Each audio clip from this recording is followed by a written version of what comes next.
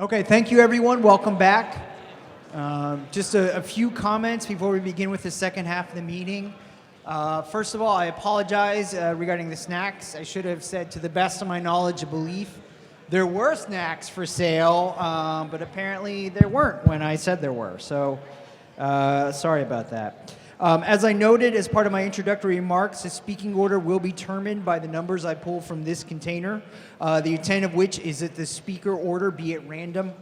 When your number is called, please queue up to the aisle microphone that you will see in the middle between the two sections of chairs. If you cannot, for whatever reason, come to the aisle microphone, a microphone will be brought to you. As we are recording this meeting for the purposes of creating a transcript, I would ask you, or politely ask you, that you please state and potentially spell your name if you so desire before you begin with your remarks, just so it makes it easier for the transcriptionists later on. As I mentioned earlier, again, I just want to remind you there's no prohibition against trading or donating tickets. However, both individuals, the person donating the ticket and the person receiving it, must be present at the time when the number is called. You can't leave your ticket with someone else and then leave the meeting.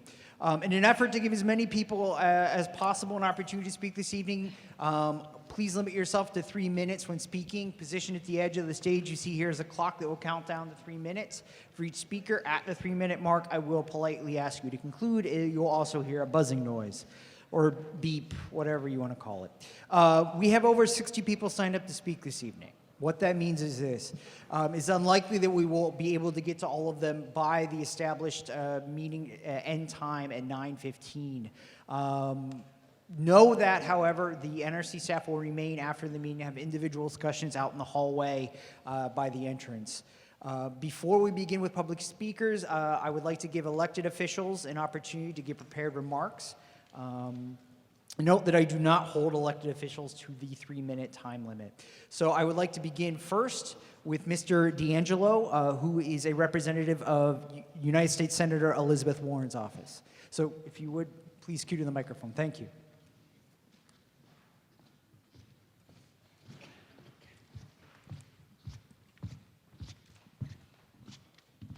Hi, John D'Angelo, Senator Elizabeth Warren's Southeastern Mass Regional Director. And I'm just going to read a prepared statement on behalf of the Senator.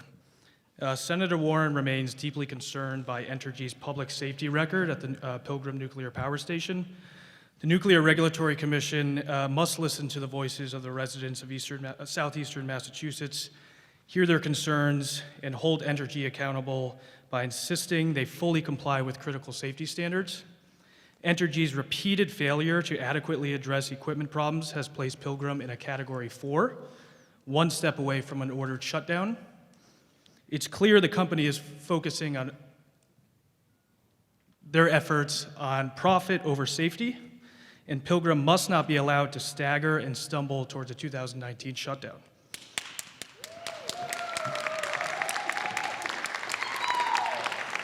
The risks are far too high, and the NRC must demand that Entergy ensure the safe operation of Pilgrim or step in to shut the plant down. Thank you.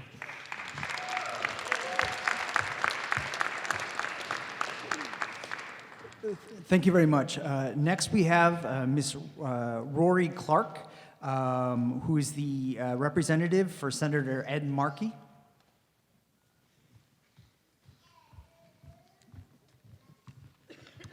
Hi there. My name is Rory Clark. I am Regional Director for Senator Ed Markey for the 4th and 9th Congressional Districts. And I've brought along with me a statement that the Senator wanted me to read this evening. When the NRC unintentionally released its preliminary inspection report for Pilgrim Nuclear Plant, the public finally learned that there was a safety culture problem that, quote, a bunch of talking probably won't fix. Yet Entergy has continued with its empty promises. When violations of safety rules were discovered, Entergy would put employees on a 90-day improvement plan consisting of 3 30-minute meetings with their bosses. Now, as the NRC prepares its final report, it wants to reassure the public that these robust conversations, which will now occur for longer than 90 days, will be enough to fix pervasive safety problems at Pilgrim. Those include safety culture problems, such as supervisors on targeted improvement plans not knowing that they were on those plans, as well as technical issues such as leaks in the reactor's steam isolation valves, which prevent radioactive release into the environment. But even as the NRC acknowledges that Entergy does not yet have an appropriate plan of action to ensure that identified safety issues will not happen again. Massachusetts residents, especially those residing near Pilgrim, deserve to know that Entergy and the NRC have plans in place that will ensure public safety and reverse course for one of the most troubled nuclear power plants in the country. Until Entergy shows it has a detailed plan of action, the public will lack that assurance. I urge Entergy to support its hardworking staff with the resources necessary to run this plant safely. Entergy's initial steps towards safety are still overwhelmingly insufficient to guarantee the safety of our residents. Thank you.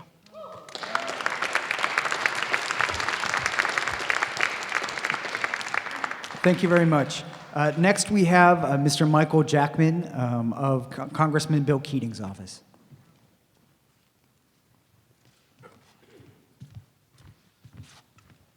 Thank you. I have a statement from the Congressman. Thank you for the opportunity to address you at tonight's annual assessment meeting. Once again, it is encouraging to see the community represented here tonight to demonstrate their concerns regarding the safe management and oversight of Pilgrim Nuclear Power Station. Unfortunately, the House voting schedule prevents me from being here in person, but I wanted to restate my opinion that the NRC must place the station under the most rigorous scrutiny in order to improve the safety culture at the plant. In addition, Entergy must be required to operationalize adequate corrective action programs to maximize the safety of residents of Plymouth and surrounding communities. At yesterday's government-to-government presentation, NRC staff rightly called into question Entergy's commitment to safety culture. As a licensed operator, Entergy must prove itself worthy of the trust of the federal government and the people it serves. And it needs to do this every day, 24 hours a day, 7 days a week. It can only do this by having in place a safety-conscious work environment where every employee is invested in the safe operation of the plant and feels like his or her work has the ultimate goal of preserving the safety of the public, not the bottom line of Entergy's shareholders. The finding of this annual assessment letter, which keeps Pilgrim in column 4 due to longstanding issues of low to moderate safety significance, indicate that the commitment to safety has not been met by Entergy management. I call upon the NRC to maintain its level of oversight at PNPS and target its assessments of the plant to improved safety procedures and protocols.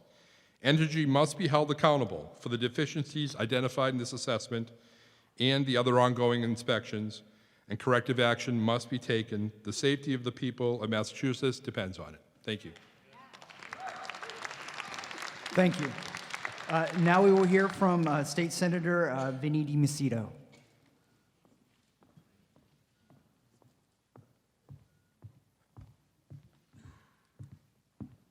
Thank you, and thank you for the opportunity to say a few words. I didn't know what to expect in regards to when Entergy was put in this 95003 column.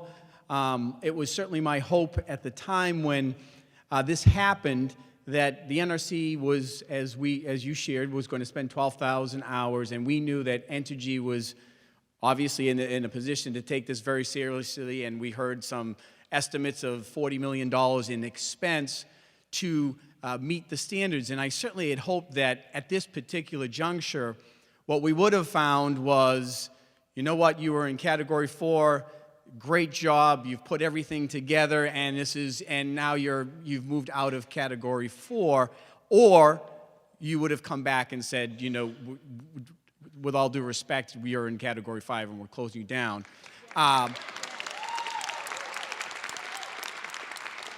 However, what we're hearing today, and what I've heard today, and I was trying to listen very carefully, adequate.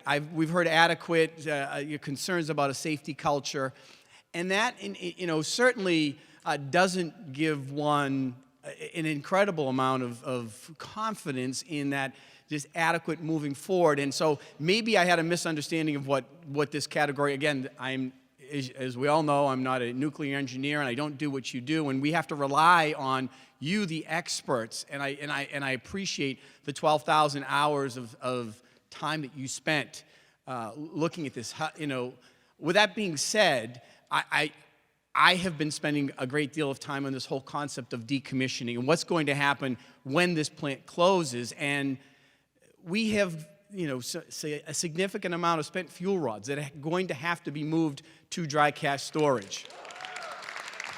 And it has always been my desire that that would happen very quickly. And at one meeting we were at, and it wasn't the last one, but I think it was the one before, you had shared with us that Entergy was in a position with the decommissioning fund to do what they call prompt decommissioning.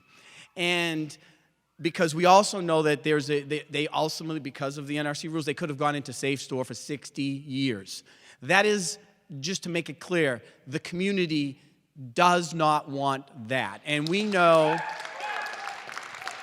that there is now some interest in the company Arriva and North Star with this joint venture. What kind of confidence can we have that this company, obviously it's going to be a transfer of license, what type of confidence can we have that the money is adequate to do what we hope to do? And I hope you're going to say that if this venture is successful and it moves forward, that they will in fact do prompt decommissioning, and so that plant won't stay in safe store and just mothballed. But that it'll be done in a way that is not just adequate, but industry excellence, I think, is what what I'm hoping for. And so, to that extent, I really would, and we've had this conversation, but I really would like to, hear from you and to public a confidence, because this, as you know, the legislature just created the decommissioning commission.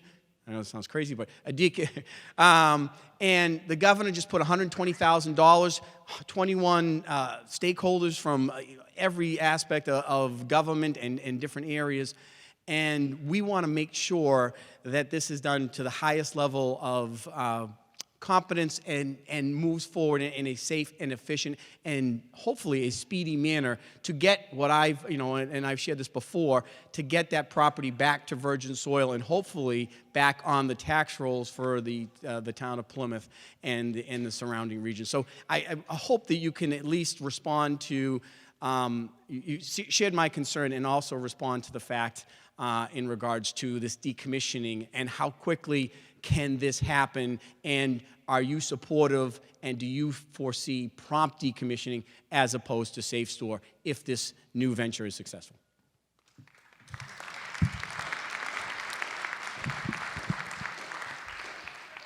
Thank you, Senator. Let me start with the adequate piece. We mentioned in the conversation earlier the resident inspectors from 1 out of 5 other plants in the country. Don canvassed his team before they left the site on the question of safe operation going forward, and the team had the view, and I value the experience that they brought to that in assessing that. Our management team in the region looked at this. We looked at if you look at, I think Art mentioned in his presentation, the performance indicators for the station were all green with margin throughout 2016. What some of those indicators are measuring is the reliability and availability of things like the emergency AC power supplies, the heat removal systems, the residual heat removal systems. So those reliability of those systems throughout 2016 support that conclusion of safety. Adequate is a term that's in our authorizing legislation. The Commission defines what adequate is by its regulations and by its oversight process. Adequate for nuclear is a high standard. It's not it's not what the word commonly means to us. So I would offer that the station has demonstrated reliability. Don's licensing experts have observed the ability of those operators to put the plant in a safe condition when something happens that warrants it. Those all contribute to that conclusion. Let me go briefly to the decommissioning aspect. And I would emphasize that the conversation that we've just had about improving the culture at the station matters whether they operate or they're decommissioning. The Commission's safety policy statement is addressed to not just operating reactors, but to everything that we license. So that improvement needs to happen regardless whether the station continues to operate or not. As to the question of the prompt decommissioning, I think that's going to be, we'll follow what happens with Entergy's conversations with North Star. They're a little bit further advanced on that with Vermont Yankee. They actually have a license transfer proposal. We have a say in that. We'll look at the technical qualifications of the company to do the work, and we'll look at the financial qualifications of the company under the terms of the deal to accomplish that work and bring the decommissioning through to license termination is the end of that process for us. In license termination, we will be doing independent oversight of their site surveys that verify that they have cleaned up all the radioactive material on the site. So the question of the prompt piece, I think the business model for even North Star is to do it promptly. Their business model is that they can do it within the available decommissioning trust funds. They can do it in a way that meets the requirements, and they want to get it done and move on. So that's so I think that there's a likelihood that if that process is followed, you will have a license holder at that point who will be motivated to do a prompt decommissioning.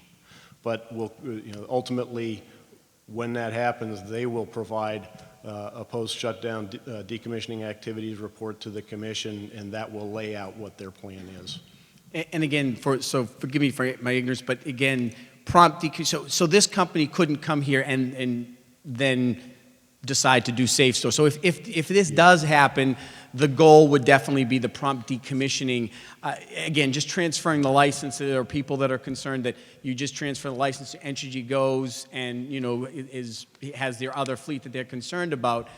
That's just something that we would like some insurance in regards to the NRC that if you are allowed for this to happen, one would hope that the goal would be that prompt decommissioning and again, for those who don't know prompt decommissioning, it would be start the process right away. Obviously, spent fuel rods, they've got a 5-year life cycle, the ones that have just been taken out to cool down before they're moved to dry cask storage. But in fact, that would be the process, and it would happen in an expedited manner. Please forgive me going past the 3 minutes. It's my apologies. But I just think this is such an important issue because it's something that we've heard, and I've heard from my community, that when this plant closes, we don't want to be in a situation we understand it happens, and we know the NRC allows this as a function, but I want to make it as clear as possible. Everything that you can do, we do not want to see that happen in the town, in this community for Safe Store for 60 years. We really do want to see this concept of prompt decommissioning and move forward. So to that extent, I thank you for your time, and I'm hopeful that is in fact what happens, provided that you and your expertise feel confident that this entity, and I don't know much about this entity, that they are at that excellent standard that you feel confident they will do this in a safe and effective manner, and hopefully get us back on track to dealing with that. So thank you so much, and I appreciate your time. Thank you very much. Thank you, Senator. Thank you very much.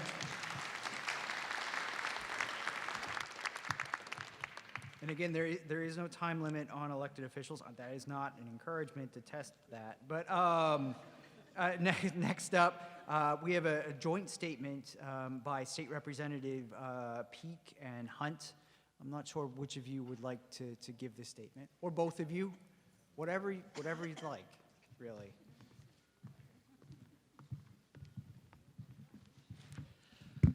Hello, good evening. I'm Representative Sarah Peak. I'm joined up here by Representative Dylan Fernandez, Representative Randy Hunt, and Senator Julian Cyr. And this statement was also jointly crafted with Representatives Crocker, Vieira, and Whalen as well. So the entire Cape delegation. I want to begin by thanking you very much for the presentation you gave us yesterday at the government-to-government meeting that you had the courtesy of extending to us. We wish that we could say that based on your presentation, we feel comforted and confident that the ongoing operation of the Pilgrim nuclear power station will be flawless and uninterrupted. Unfortunately, we came away from that meeting with as many or more concerns than we had prior to the meeting. Most alarming were the NRC findings around safety culture. To quote from your PowerPoint presentation, quote, "Pilgrim leaders have not held themselves and their subordinates accountable to high standards of performance," close quote. It is no wonder that the Pilgrim nuclear power station remains at a Category 4 level.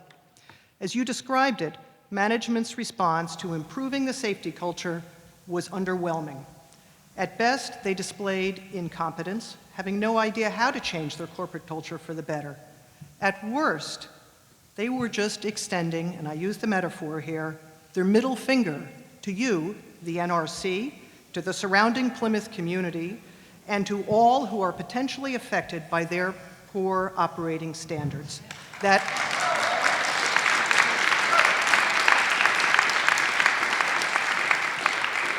includes our constituents and most residents of Massachusetts.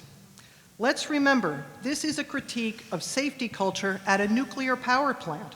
Their attitude and response would be alarming in any factory or manufacturing setting, but here the consequences of this culture continuing are far more dire. Because of our concerns based on past performance and our ongoing concerns stemming from your report, we ask that the Pilgrim nuclear power plant not be refueled this spring.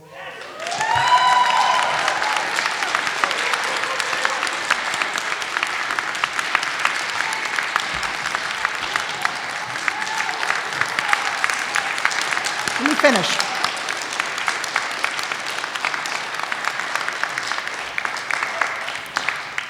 And that the orderly shutdown of this plant begin immediately. As part of that shutdown process,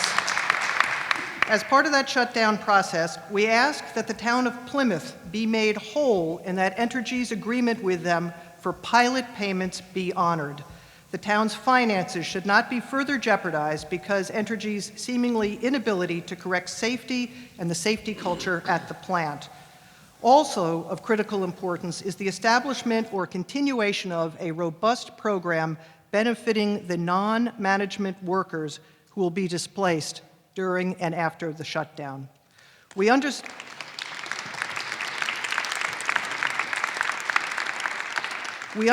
that ISO New England has contracted with Entergy to supply power into 2019 and that there is a penalty clause in that contract. We pledge and we will work with the Baker administration, ISO New England, and Entergy to lift the yoke of any proposed penalty.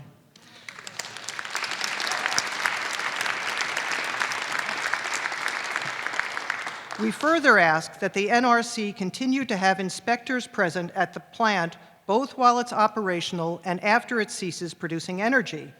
The lax safety culture has a half-life, just as the spent fuel does. It will continue to be critically important that plant operations are monitored and all involved in the operation and shutdown are held to the highest safety standards. Thank you. I want to thank you for your time, and now I want to give my colleagues who are standing here with me their opportunity at the microphone as well. Thank you.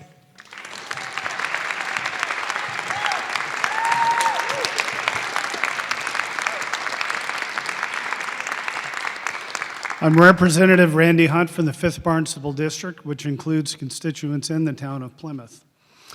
My take on our statement is simply this.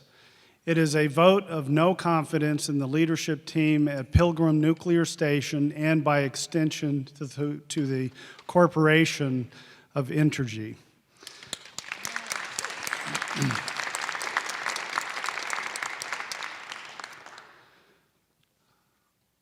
Like Senator DiMacedo, I'm not a nuclear engineer, but I was an auditor for many years.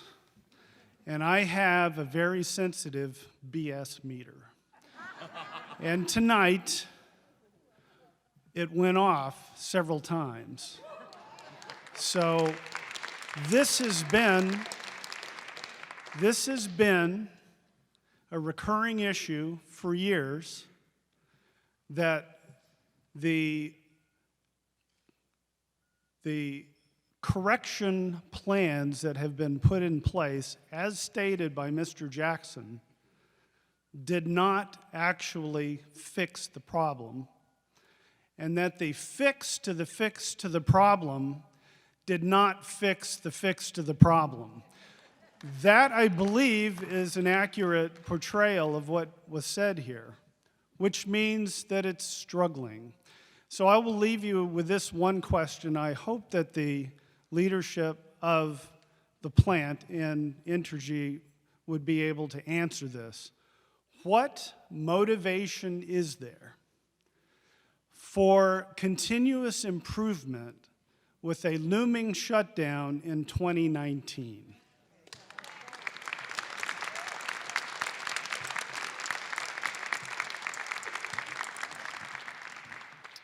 I want to thank you for being here tonight. I want to thank everyone for coming out on this really critical issue, and I'll make my remarks brief.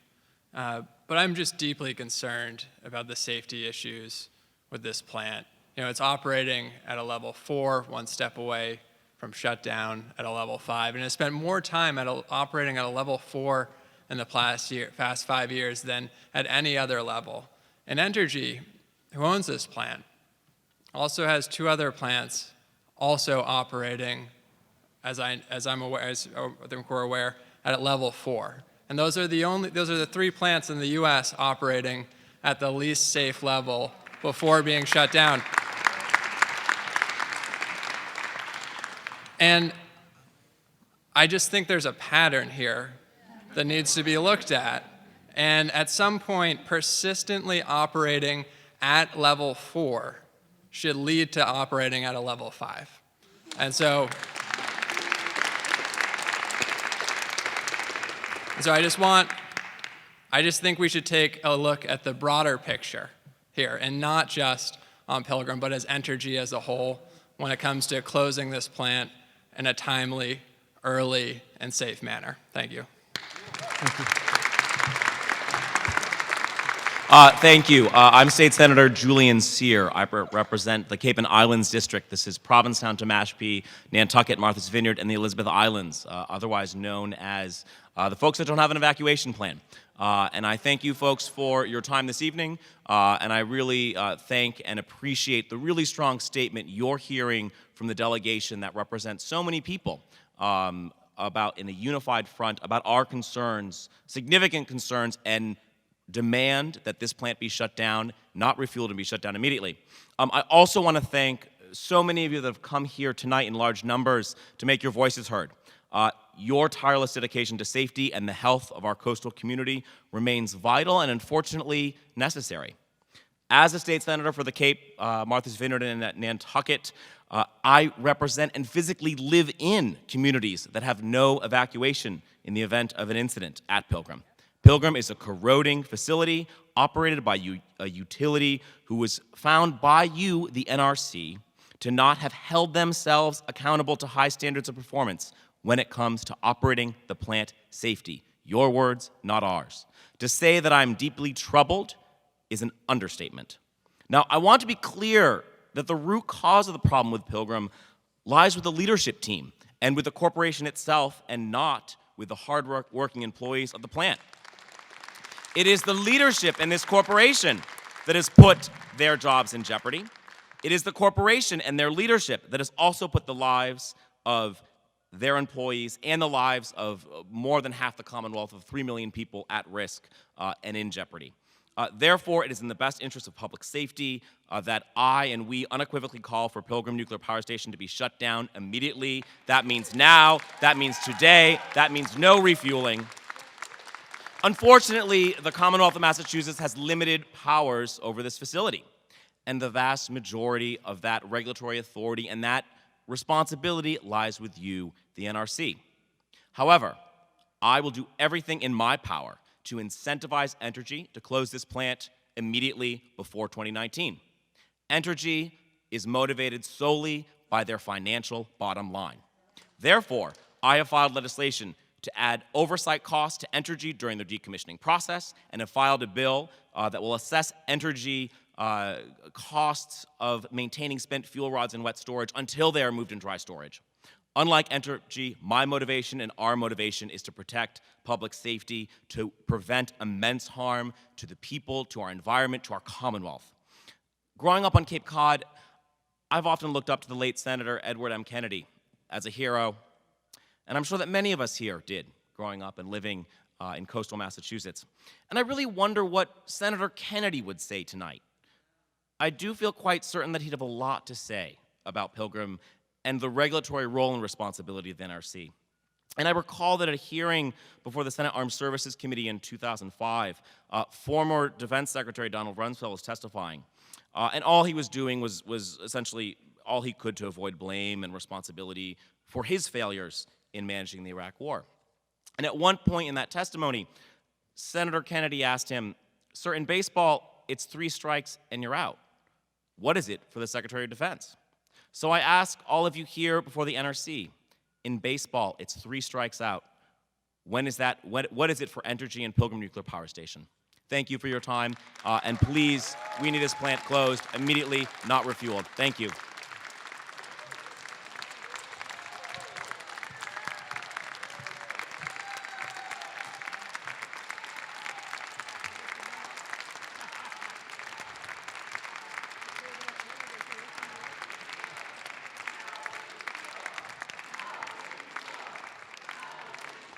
All right, thank you very much. I don't know if we caught, just for the sake of the transcript, the third representative to speak was Mr. Fernandez. I wasn't sure, sir, if you said your name, and I just wanted to make sure your remarks were credited to you on the transcript. Last, we have Mr. Ken Tavares, who is the chair of the Board of Selectmen for Plymouth.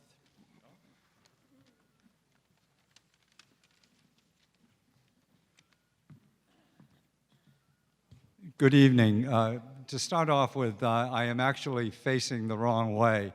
I would rather be turned around and speaking to some folks that are in the back, but I do want to say a couple of things to you. First, thank you for being here, and thank you for keeping a commitment that you made to my community back at the beginning of the year, that you would meet with us every other week, and take on any questions that we have. You've kept that promise, and I am most appreciative of that connection with the NRC. Along with being here as the chairman of the board, Selectman Joyce, Selectman Mahoney is here, and yesterday in Boston for that over 2-hour meeting at the State House, Selectman Provenzano and myself had the opportunity to listen to your briefing ahead of time, and it was enlightening. I do not want to repeat the remarks that I made to you yesterday regarding leadership. I think the position of my board was very, very clear, that we think there is a deficiency and that absolutely needs very, very special attention. But now, if I could turn around with this microphone, which I can't, I want to speak to the representatives of Entergy that are here this evening. Take a look at me. Take a look at Representative Muratori, who served on the board, and the other selectmen that are here. Not just looking into our eyes, but the eyes of our community. We represent over 60,000 people, and we have been trying for a long time to sit down with the corporate leadership of this country, of this company. I'm not so sure we get to the country leaders right now. But it is extremely important that the Entergy representatives here take back a message. The town of Plymouth wants to meet you at the table. No matter whether this plant closes in 2019 or earlier, we are going to be left here. And we have been asking important questions that will help determine our economic and social life. And so far, we don't get any answers. It's time to stop. It's time to look at us, and it's time to invite us into your boardroom and into your offices and talk. I know we have a state commission coming that will take care of a great deal of the other matters concerning safety and the disposal of fuel, but there are other issues that are impacting this region, and I am not comfortable this evening that anyone from the corporate headquarters is listening to us. So I have the microphone right now. Call us. I'll be happy to give you my number, Entergy, because we do want to open up those lines of communication. Thank you. Thank you very much.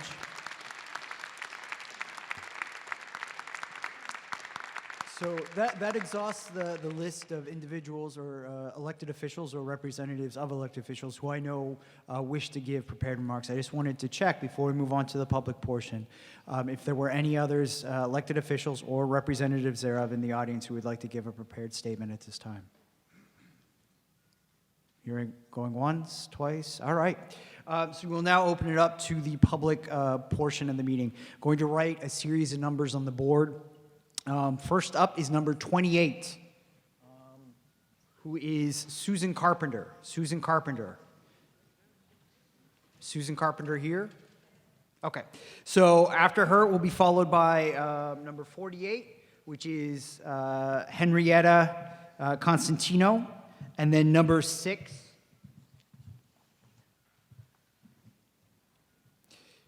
Yeah, so this is where I end up failing all of you. Jamil Graham? Oh, well, look at me. So I'm going to write these on the board so you see them, but I just wanted to get the first 3 going. So whenever you are ready, Ms. Carpenter, feel free to begin. Yes, I wrote this 2 years ago, but I wrote this 2 years ago, and nothing has changed since then, so I want to submit this as my written testimony. Pilgrim, an allegory. Poised on the shore of Cape Cod Bay, a sleeping dragon. It bides its time while people turn their heads away, denying its presence. It is old, this dragon, old and vulnerable. It will be safe, they said in 1972. It will rest for 40 years. After 40 years, they said, it will rest for 20 years more. Fukushima, its twin, slept for 40 years. In February of 2011, they said it will sleep for 20 years more. But the dragon was awakened within the first month of his 10-year slumber, awakened by the thrust of the earth and the salty waters of the sea. Its fiery breath blew forth devastation. The people had said this dragon is good. It gives us money, builds our libraries, brings us jobs and prosperity we would not otherwise have. Now the libraries stand empty, the fields lie fallow, the houses empty. Livestock perished in barns built for safe refuge. We sold our souls, the people said. What was once our prosperity has become our ruin. Homeless, they crouch in towns and villages not their own, waiting to return to a life now lost to them. Our dragon slumbers, but for how long, we ask? We saw him stir when the snows came, then resume his sleep for now, his body slowly decaying, scorched by his own fires within, unaware of the sea's slow rising, the increasingly violent storms, unaware of his vulnerability from above or from his own digested waste, lying in the spent fuel pool, overstuffed with lethal leavings, capable of erupting any time. As they told the people of Fukushima days before the dragon awoke, he will sleep, they tell us, he will sleep. Thank you. Thank you.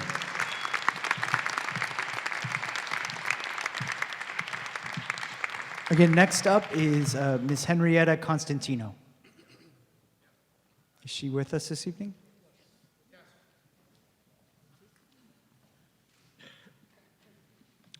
Okay, great.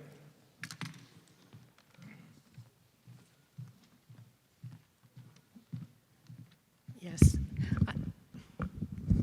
I'm Henrietta Cosentino. I'm a resident of Plymouth, and this is my second time in the last 2 months of being in front of the NRC. This is the first time I've heard Entergy. I want to say that I am appalled. I am simply appalled. For an hour, we heard basically, I have another word, but I'll use the word gobbledygook. Bureaucratic gobbledygook. It is very clear to most of the people in the room, those who do not depend on Entergy for their living, that the NRC and Entergy together care more about the welfare of the nuclear industry and Entergy than they care about the safety and welfare of all of us and of our lands, our lives and our land. And this is not just a matter of Plymouth, or even a matter of just Plymouth and the Cape and Islands, but for the entire eastern seaboard. The risk of a meltdown, the risk of anything even half as bad as Fukushima or Chernobyl is unacceptable. It's appalling. If I were a student and I got grade D for 2 or 3 years in a row, do you think I'd advance anywhere? I'd flunk out. Well, category 4 is essentially a grade D. It does not justify keeping this plant open. I think there's something gravely wrong with the criteria by which you measure risk. Let's see, on the one hand, there's $3.5 million that poor Entergy had to spend $3.5 million to get the NRC to come and do its inspection. On the other hand, you have what, 50, I don't know how many millions of people live up and down the eastern seaboard. It's a lot. This is not an acceptable risk. It's outrageous. Nothing we heard tonight gave us anything but less confidence. You should be ashamed, frankly. Thank you very much. So next up is number 6, Jamal Graham. Hello again, it's Jamil Graham, thank you. I would like to, again, thank you and thank everybody for coming. And it's clear that the Commonwealth is doing our very best to educate ourselves to be responsibly, socially, and addressing an issue that affects not just the health and well-being of people here in Plymouth, but of the entirety of the eastern seaboard. As we all know, radioactivity is an equal opportunity killer. It kills everything, right? So the radioactivity of nuclear proliferation, from the mining of the uranium to the dropping of the bombs, is radioactive contamination on planet Earth. And we deal with that on a very high level in a commercial radioactive nuclear fissioning reactor. Nuclear fissioning. That is what nuclear commercial power plants are. A commercial nuclear power plant is nuclear fissioning, correct? Okay, so this is not Mrs. Smith's baking. We're not concerned about too many chocolate chips or not enough butter. We are talking about nuclear fissioning. That in and of itself, on a good day, is extremely hazardous to the health and well-being of every person that works in that plant every day.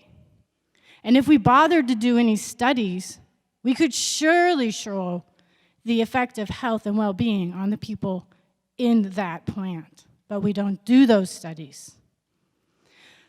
So I want to take this to the next step, which is the importance of addressing the refueling. Because of all this bureaucratic song and dance, and Entergy disappearing from the stage, right? Yeah, Mr. Entergy's, okay.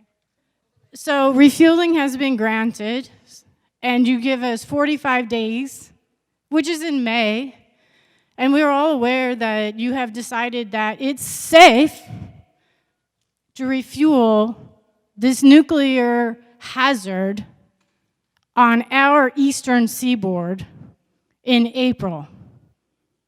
I would like to ask you plainly, what kind of nuclear fuel rods exist now of the 2,800 in the Pilgrim nuclear power plant?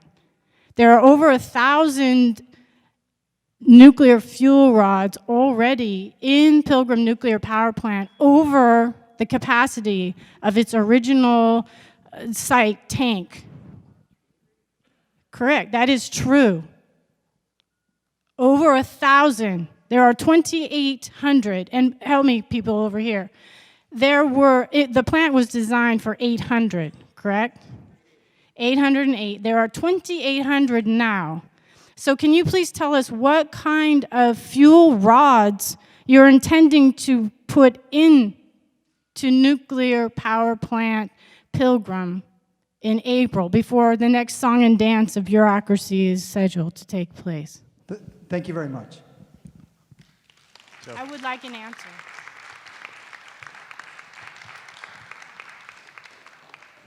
So it's correct to say that there are more fuel assemblies in the pool than what the pool was originally designed for.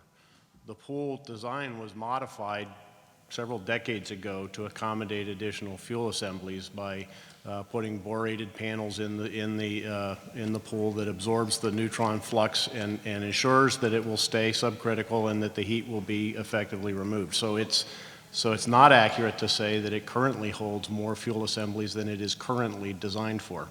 As far as, I'm not sure what the point of your question of what kind of fuel. In the normal refueling, a fuel assembly in the reactor operates for 3 operating cycles in the reactor. So on a refueling outage, the company will remove 1/3 of the fuel that was operating during the past year and a half, 2 years, and that fuel will be removed to the spent fuel pool, and those number of assemblies will be replaced with new fuel assemblies to support the upcoming operations. I think that's what will happen in the outage, but I'm not sure exactly what you meant by what kind of fuel. Okay. Brett. All right, next up we have number 4, Mr. Keith Maxwell. He will then be followed by number 9, which is Miss Marie Meyer-Barton.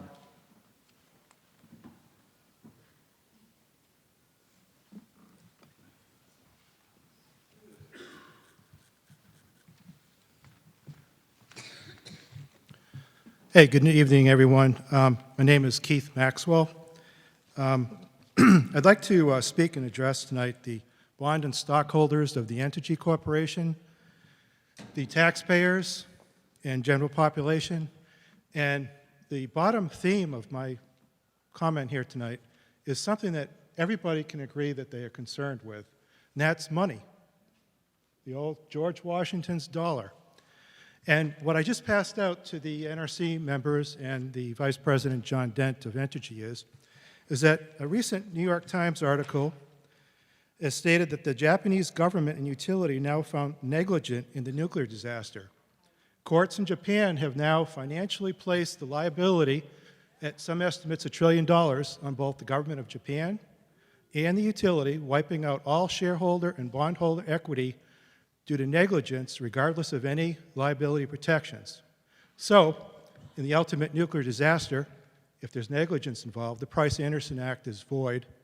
Any legal shields between Entergy Louisiana, Entergy Jackson, Entergy Plymouth are removed, and all the stock and bondholder equity of Entergy in any nuclear accident would be eliminated.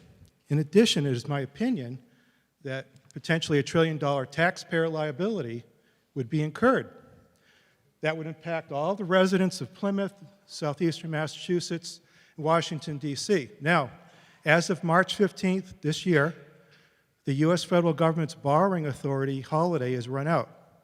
Under the Trump administration, it is doubtful or debatable as to what kind of debt ceiling extension there will be. So it's very plausible that the borrowing authority to cover such a $1 trillion liability may not exist. If they do decide to extend the debt ceiling liability, the $1 trillion they need for that nuclear weapons program and DOD may be impacted, and our national security and defense will be impacted. Now, Entergy's corporate quality control program is at Jackson, Mississippi. It's a corporate program. Quality control and assurance is corporate. It applies to Pilgrim. The 95003 inspection and team is limited to the Pilgrim licensed LSC in Plymouth. It has not adequately gone and addressed the corporate root causes driving the failures at Pilgrim Station. The the delegation from the Massachusetts legislature and Senate hit the nail right on the head. Entergy Corporation is a business. I'm speaking to the executives of Entergy Corporation. Your responsibility is to protect the stock and bondholders of the corporation and the corporation's equity. Your responsibility is to negotiate with the state of Massachusetts, secure the financial guarantees and money that makes it equitable for you to make a profit, make some money, and apply conservative decision-making to limit the outstanding risk on the corporation. The liability of the Price-Anderson Act has not been adjusted for risk or inflation in 20 or 30 years. The premiums paid by the corporation do not cover the risk.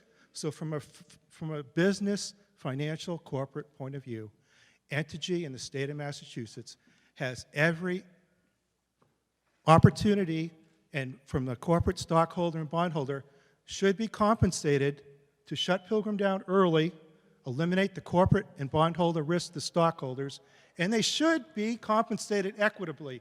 Entity shareholders and bondholders should be paid for coming to Massachusetts and supplying power all these years, and now where they're losing money. They are a corporation, their bottom line is to make money. If you pay them, they'll do whatever you want. Thank you very much. Okay, next up we have number 9, who is again Miss Marie Meyer-Barton. Hi, Marie gave me her number, and I'm Diane Turco with Cape Town Winters. Hi, is Marie here? Yes, she is. Okay, here. great.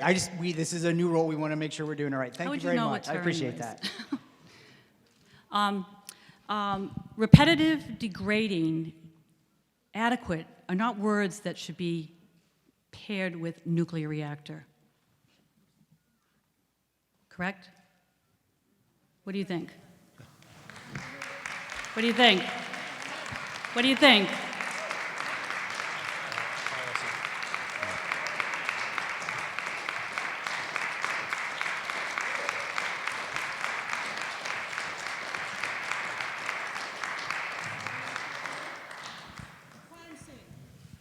Adequate is not something that we should be hearing, and it is not acceptable. In fact, Mr. Dent said, if unacceptable, we will not tolerate the risk. No, and he's not satisfied with the performance. Well, the same with us. We don't accept this risk, and we won't tolerate it. Why do they have more power than the public? They're the ones that are putting us at risk, and you're letting them do that. Your goal was to arrest declining performance, but in 2013, Pilgrim was identified as one of the 9 worst operating reactors, correct? In 2014, you come in, violations of federal safety regulations, and Pilgrim is now one of the 5 worst operating reactors, correct? Let me get to it, okay? 2015, you come in again, more federal safety violations, and Pilgrim is now rated one of the 3 worst rated reactors in the country. Is that correct? Yes. And they're all owned by? Entergy. Entergy. Okay? You come in to arrest declining performance, and we're standing here 2 years later, going on the 3rd year, that Pilgrim is going to be still 1 step from federally mandated shutdown.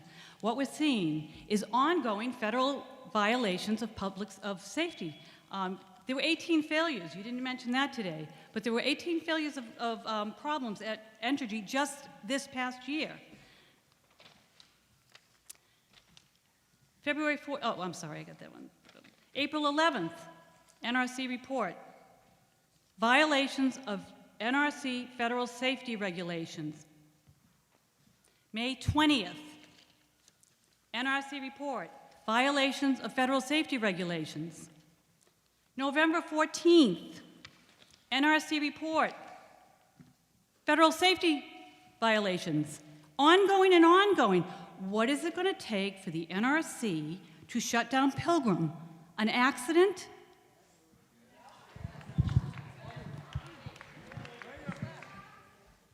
I'll have you answer that. Let me just, okay, so now we come up to the email. And thank you, Mr. Jackson, for the email. That was really good. And we are going to trust this email. And in here, you talked about how poor the safety culture was at Pilgrim. All right? The second thing is, Thank you for the next report, our Valentine's Day report. I just want to finish one up. This is what they said. Okay, so this is just February 14th, 2017. Entergy did not adequately implement the process of planning, controlling, and executing work activities such that nuclear safety is the overriding priority. Your job is to shut Pilgrim because you have identified that nuclear safety is not a priority at Entergy. It seems like you have a symbiotic relationship with Entergy. You charge them $3.2 million for the assessments, and they're saving tens of millions of dollars of not doing the fixes that they should be doing because you're giving them the oversight. You're saving them money, so shut it down. Will you shut it down? Thank you very much. Okay, next up will be number... Could you answer my question, please? I If apologize. nuclear I didn't mean safety to is not a rush you. priority, will you shut down Pilgrim? You've identified that. We have laid out the analysis that we did, the conclusion that we reached, that we have not had sufficient significant issues to result in a shutdown.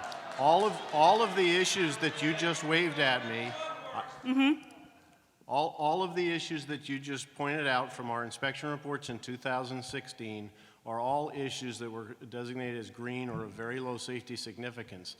All of those issues added up have no safety significance to the overall performance of the station.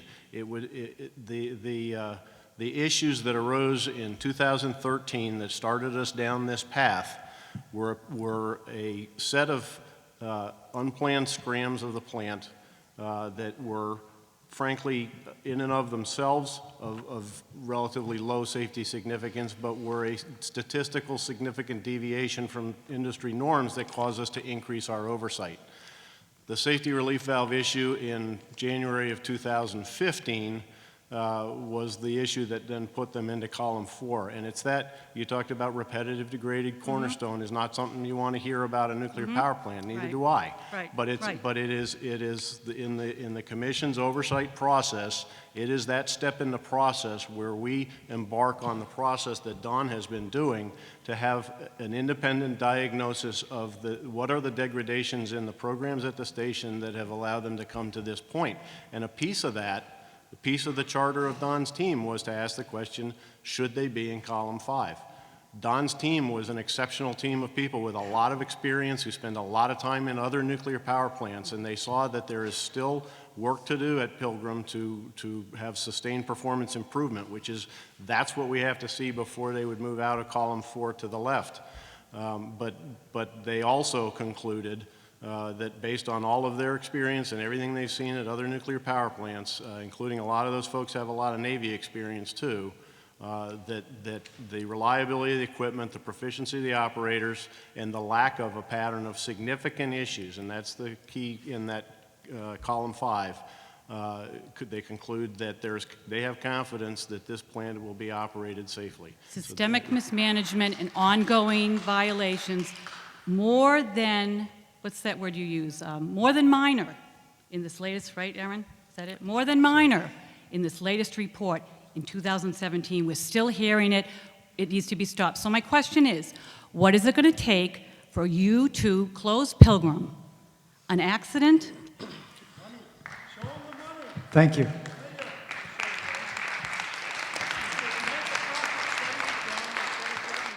Okay, next up we have number 33, who is Mr. James Garb, G-A-R-B. All right, great. He will be followed by Miss Judy Barclay, number 37, and then Miss Diane Turco, which is number 22. So you can trade with someone else. But again, Mr. Garb, please feel free to go ahead. Okay, good evening. My name is James Garb. I live in Yarmouthport across the bay. I'm a physician and I specialize in occupational and environmental health. I spent most of my career working with healthcare organizations on their safety problems, and I know a good safety culture when I see it, and I know a bad safety culture when I see it. And what we have at Pilgrim is a bad safety culture. Mr. Jackson identified that in his email. We heard it tonight, and anyone who's been following what's been going on at Pilgrim knows that.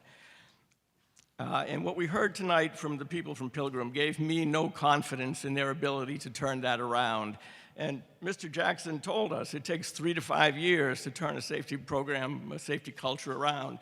Pilgrim's only going to be operating for 2 years, and so it's physically impossible that they're going to make things better in that time.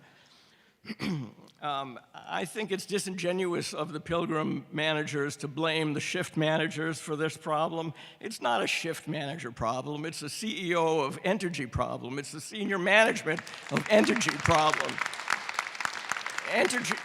Entergy only operates 10 nuclear plants in the country, and 30% of them are in column 4. No other operator has a plant in column 4. The chances of that happening just by chance are 1 in a million.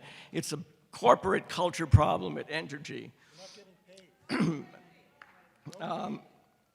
I'll tell you, in the healthcare industry, if the Joint Commission on the Accreditation of Healthcare Organizations came into a hospital and found a fraction of what your team found at Pilgrim, they would pull that hospital's license in a heartbeat.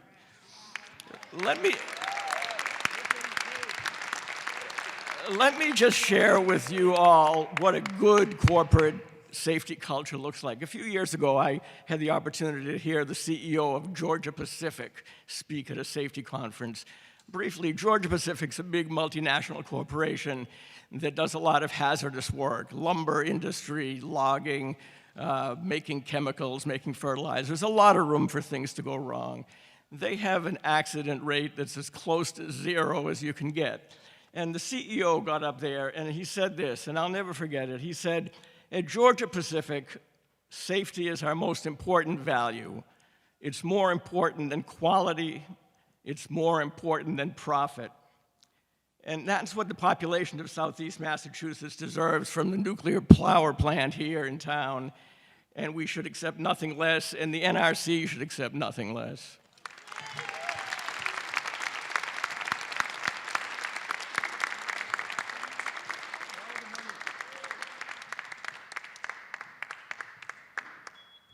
Thank you. So next up, we have, let me make sure on my board. Next up, we have 37, which is Miss Judy Barclay. Miss Judy Barclay. Good evening. I'm in the minority here tonight because I don't want to see the plant shut down until 2019. I'm a Plymouth resident for 35 years. I've also been an employee at Entergy for 27 years. I'm not part of management. I'm part of the working class people that take our job seriously. We look at safety as our #1 priority. Every meeting we go to, the first thing we talk about is safety. Every job we approach, the first thing we do is talk about what issues could cause an unsafe act. I understand as a nuclear employee that my job is to do my job safely so that I leave my job every day the same way I came in that morning. The Nuclear Regulatory Commission came in and under a microscope looked at all of our flaws.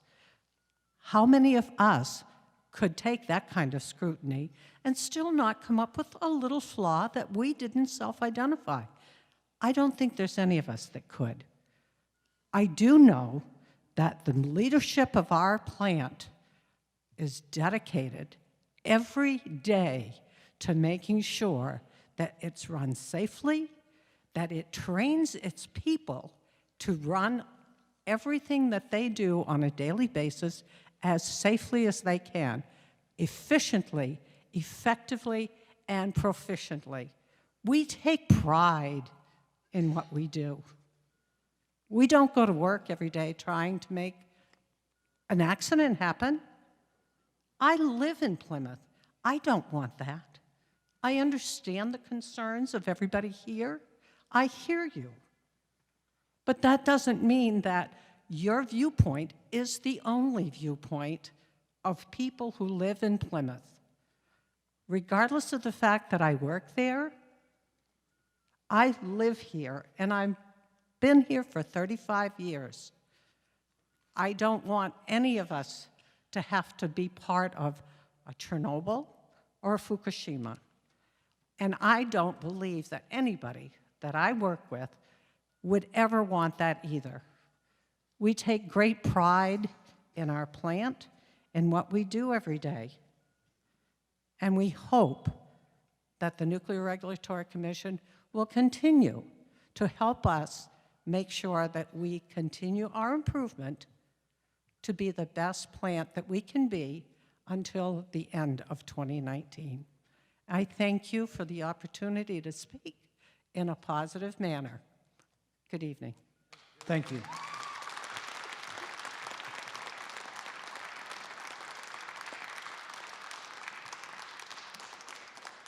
All right, next up is ticket number 22, which is Miss Diane Turco.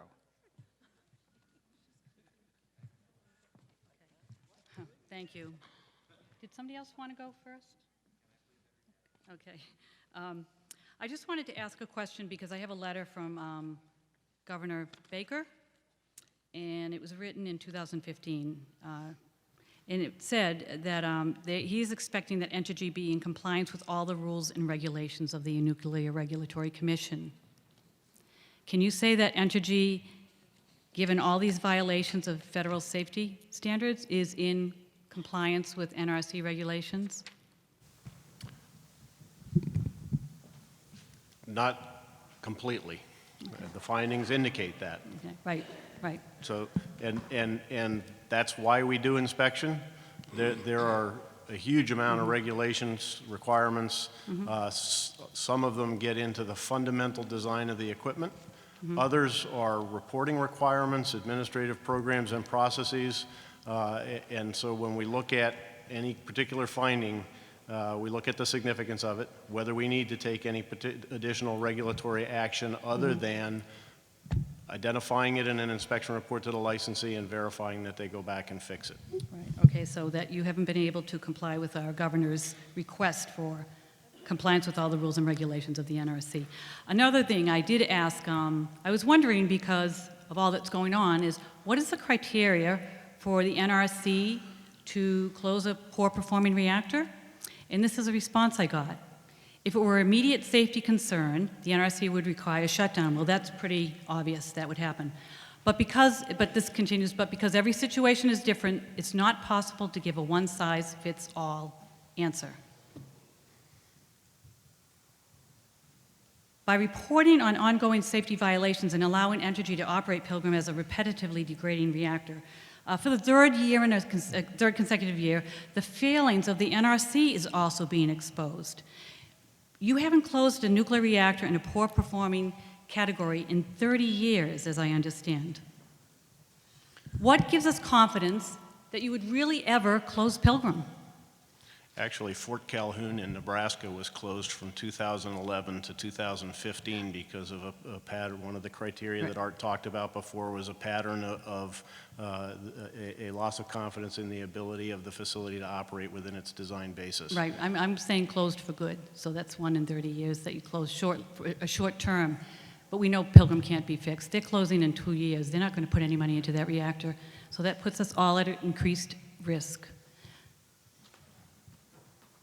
So what kind of confidence would we have that you would really consider and close Pilgrim?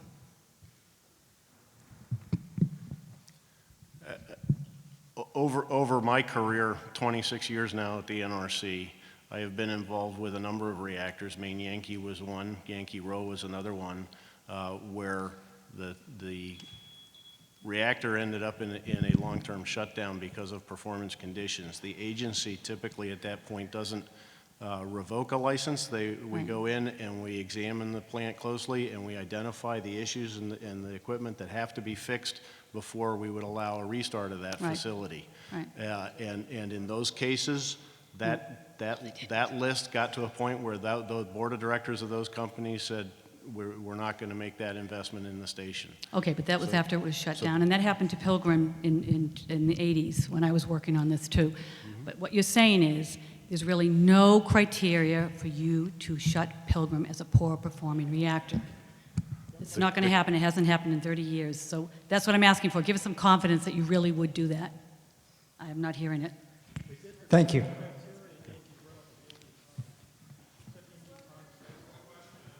Okay, next up, we have number 5, who is Paul Jean. I think I got that name right, Paul Jean.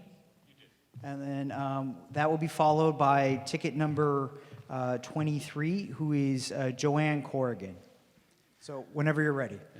I'm Paul Jean. I am the vice chairman of the board of the Plymouth Philharmonic, so I'm not here to speak to safety issues as a representative of an orchestra. I'm just here to speak to the fact that Entergy has been a good community partner for the Plymouth Phil for the past 3 or 4 years. Over that period of time, Entergy has contributed approximately $75,000 in funding to the Phil.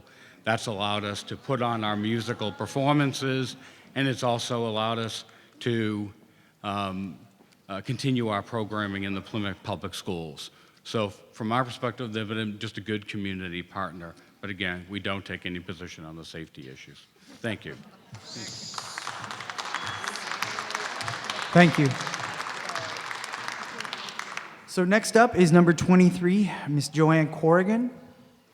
She will be followed by ticket number 11, which is Leighton Price. Yeah, I'm just disturbed by the amount of time that the NRC has given Pilgrim for the CAP, the Corrective Action Plan. And it just seems to me this is a 44-year-old plant. There must be a safety procedure protocol somewhere in place at the other plants that everybody has to follow to a certain extent per that particular plant. How is it taking these years to get a safety protocol that's acceptable and correct and taking us out of 4? Now, you said we're going to get out of 4. The people that put us into 4 are going to get us out of 4. Hopefully, they don't put us into 5 with a reaction, blowing up over there. Hopefully, they can get us into 3, but I don't think they can, and nothing you have said instills any confidence in any of you to the people that really think there's a severe problem at the plant. And you just aren't going to close it down. It's all about the money, and we understand that. Thank you. So again, next up is number 11, Leighton Price. Good evening. Okay, this is working. Okay, my name is Leighton Price, and I'm a resident of Plymouth. My wife and I were married in Plymouth in 1959. For decades, we came to Plymouth for vacations. In 2001, we retired to a family home on one of the beautiful ponds in Plymouth. Each year, we receive a calendar from it that Entergy sponsors. It contains some wonderful historical photographs, as well as evacuation instructions to follow in the event that the Pilgrim plant has a significant failure or accident. What other business or industry is potentially so dangerous to the public that it requires evacuations for plans for all of Plymouth plus much of the surrounding area? The highways and roads people are supposed to use for evacuating various sub-areas are much the same as they were 50 years ago. But today, tens of thousands more people live in Plymouth and the surrounding areas, and the traffic on these highways is many times greater. In other words, this alone makes the danger to the public greater. In the event of a nuclear emergency, people will hurry to get onto the main highways and roads. Traffic will become congested. People will get anxious, and some will panic. Cars will run out of gas. Accidents will occur. Traffic will get backed up for miles, and evacuation will soon become a virtual impossibility. Now that the NRC itself ranks Pilgrim as one of the least safe nuclear plants in the country, it should be perfectly obvious to anyone here, and especially to our state and local legislators, that the risks to the public safety are enormous.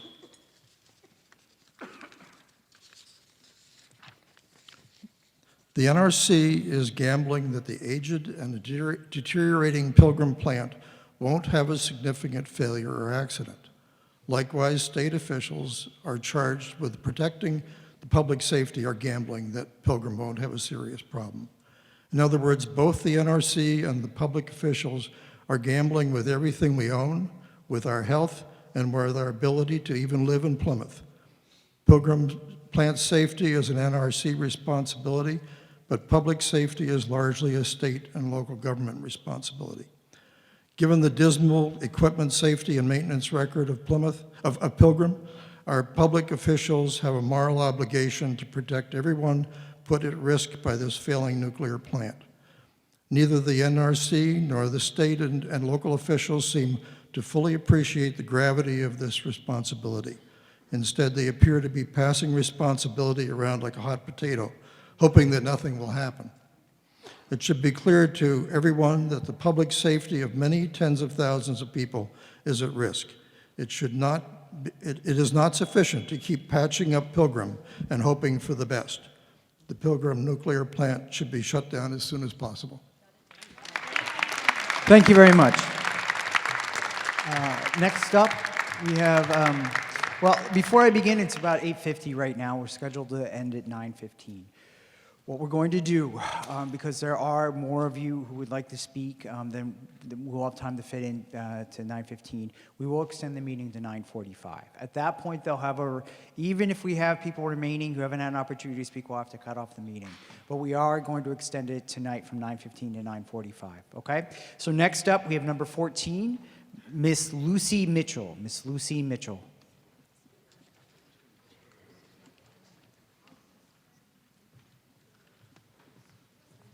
Number 14. So we're having a trade? Okay. All right.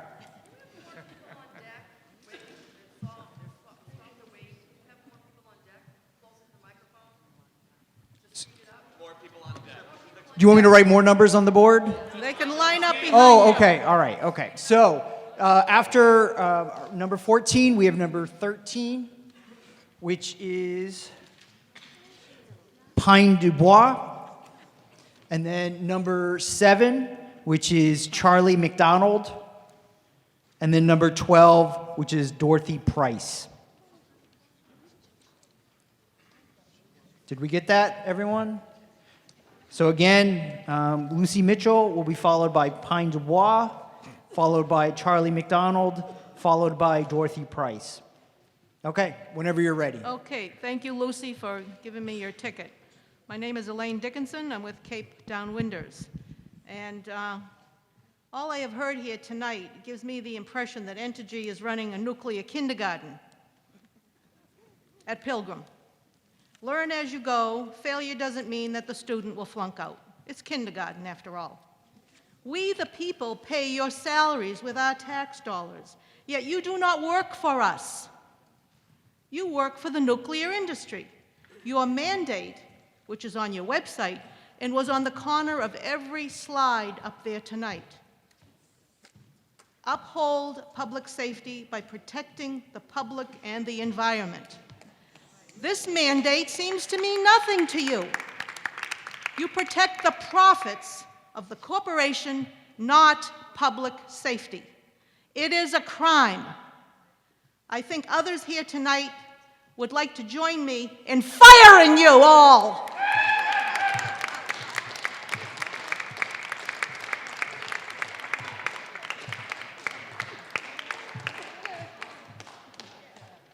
Good evening. She just really means do your job. You know, that's the theme of our country these days, I think.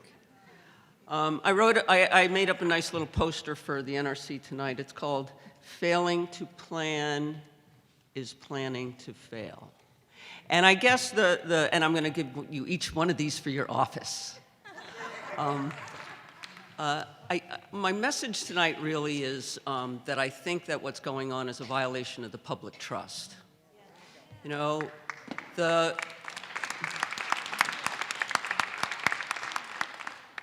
public entered the nuclear age with a really different idea of it, you know?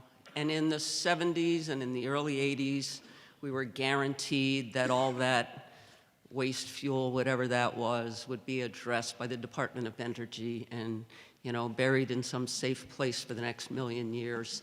And in 1998, we realized we were wrong. And DOE realized they were wrong. In 1999-2000, Pilgrim was sold to Entergy. Didn't have a great time starting up. By 2011, it was failing. In 2012, you re-licensed them without evaluating the environmental consequences, without assuring that the EPA had a current NPDES permit that would protect the water resources of Cape Cod Bay. You said, oh, no, we'll get around to that. And you haven't. It's still 22 years expired, one of the oldest expired licenses in the country. It should not be operating. And then what do? You modify how you deal with the spent fuel. You just said, we modified the pool by using these Boraflex panels. Well, what did we learn last year? We learned that the Boraflex was slipping off the panels and you had to make it wider, so you had to modify that again. And then you modified everything else and went, oh, dry cast storage. But you put it next to the ocean. You put it next to the ocean. Why? Because you think water cools it really great. Well, guess what? Our fish and livelihoods and environment and everything we love is in the ocean, except for our kids and the houses that we live in and whatnot. But, you know, those are at risk. The tritium, that wasn't supposed to be in the ground, but it's in the ground. Where? Going into the ocean. That's another modification of everything that you told us you were taking care of. You're not taking care of it. And although I have to say, I have the utmost respect for how many boxes you have figured out how to, fill up, you haven't gotten out of the box. The box is the environment. It's the context that we all live in. And you need to jump in our box and then figure out if you're doing the right thing. Shut it down. Do not refuel it. Pay Holtec to send it to Arkansas. They need it down there. We don't. Thank you very much. Okay. Next up, we'll have Mr. Charlie McDonald. Okay. He will be followed by Ms. Dorothy Price, who will then be followed by Ms. Mary Conathan, which is number 24, Ms. Mary Conathan. Okay. All right. Whenever you are ready. I am ready. Good evening, and thanks for the opportunity to speak. I'm Charlie McDonald. Do you hear me? I'm a resident of Plymouth and an employee at Pilgrim. I'm the training manager at the station for the last 3 years. And I don't know if I can do much better than my coworker Judy on talking about the pride that the workforce has and our commitment to safety, but I'm going to try. I just want to go over, I've been in this business since 1978, and at each and every one of the power plants I've been at, I've seen a progressive focus on safety in all those years. I started out before 3 Mile Island and all the lessons learned, and I can tell you when I came here 3 years ago, I had choices. And when I was interviewed, I also was interviewing the management team that interviewed me to get a sense of their level of commitment to safety. Because at that point, the station had been in decline and there was a recovery plan in place. So I made a conscious decision to come here based on what I saw from the leadership team. And I can tell each and every one of you that there is a strong commitment on a daily basis to safety at the Pilgrim Station. And I can also assure you that for the next 2.5 years until the plant shuts down in 2019, that we have a continued focus on safety. We talk about the outage a lot here tonight, and I can tell you one example of that is the millions of dollars that we're investing in the station to ensure that we can safely operate for the next 2.5 years until June of 2019 when the plant shuts down. So from a safety perspective, I'm confident. Everyone at the station is fully committed to nuclear safety at the highest standards. We're a learning organization. We're taking the feedback from the Don's team and acting on that. And making our improvement plans that much more robust and better. I want to, again, acknowledge the team on the work they did. As Judy said, there was a fine microscope that the team used to review our performance in accordance with their inspection procedures. It was thorough, it was robust, and it came to the conclusions that we agree with, and we're focused on responding to the team and their comments, and again, focus on safety, safety, safety. So the other thing I want to comment on, because I've heard a lot of politicians and everyone roll up here, the impression was that everyone in this room was really to shut down the station. But I just want to, I don't know how many of you are left, but just kind of raise your hand to the folks that are in this community and work at the station that have a different point of view. And I'm one of those as a citizen and resident here in the Plymouth area, and also as a worker at the station. So I appreciate the opportunity to speak, and you all have a good night. Thank you very much.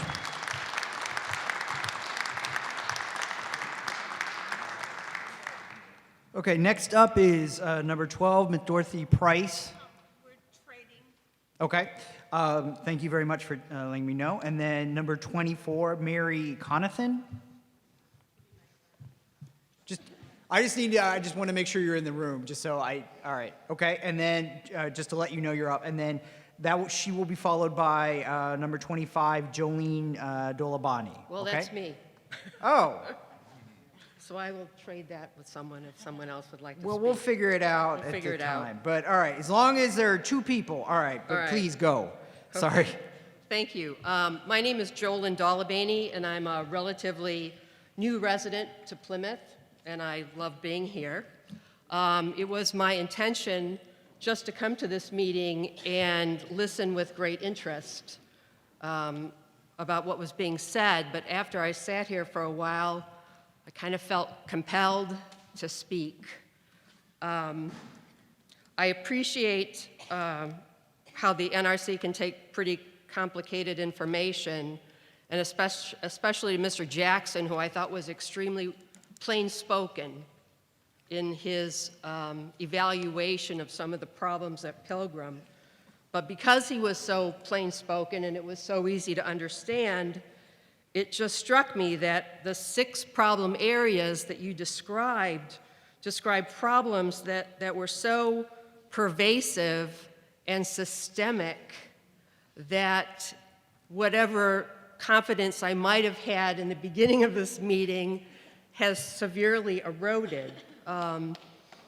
I feel that, I didn't know that 600 people worked at Pilgrim. That's a lot of people. And I'm sure, in their heart of hearts, it is your very, very best intention to rise up and make the improvements that have been indicated. But even with the best of intentions, I don't know if that much distance can be covered in the 2 years that you have left. And I will also say, as a small business owner, if I had that many strikes against me, nobody would bring in mentors to kind of help me out. I would basically, in the business world, be kicked to the curb, and I would be shut down. So I just think, some of these standards should be applied all the way across the board. Thank you very much. Thank you very much. Okay, next up we have number 24. I heard we had a trade happening. Okay.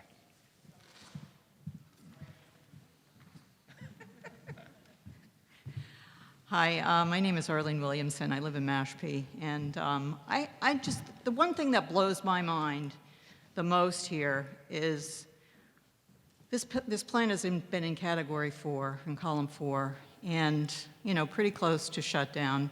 Has a really bad track record. It's continued to go down, down, down. And the NRC, you just allow someone to refuel a plant when they're in bad shape like that? Don't you have any standards, like you'd have to get a better grade to get a reward?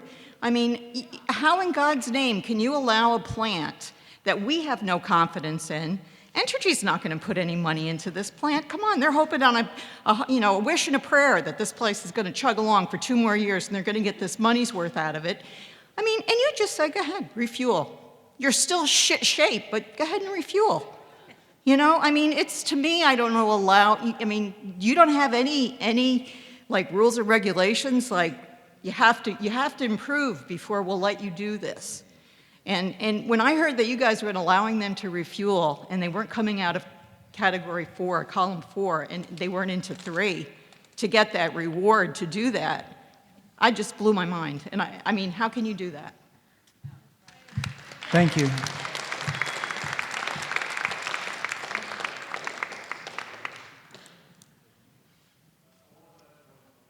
Because I think it's important to understand the process.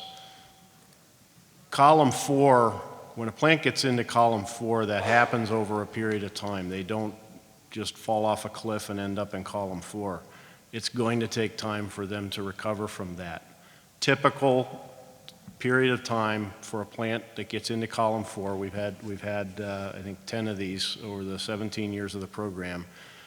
Typical time that it takes for a plant to recover from column 4 is 3 to 4 years. Pilgrim has been in column 4 for about 1.5 years.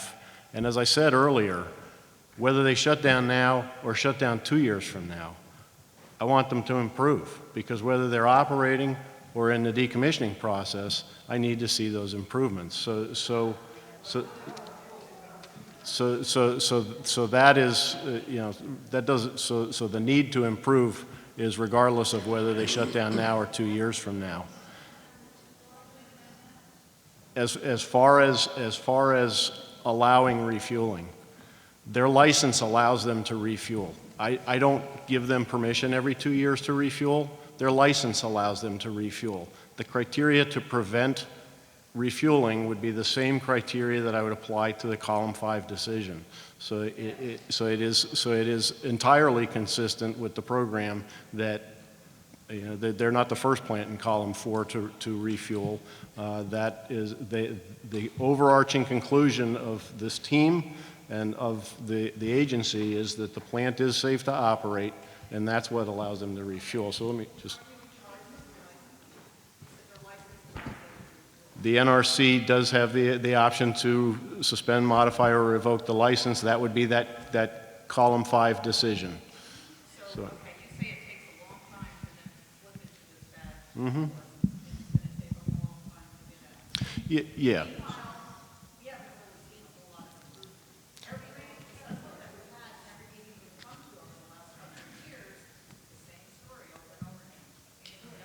So I think one of Don's slides talked to some signs of improvement that the team saw. I would also note that what got them here was the frequency, initially was the frequency of the scrams that were occurring back in 2013.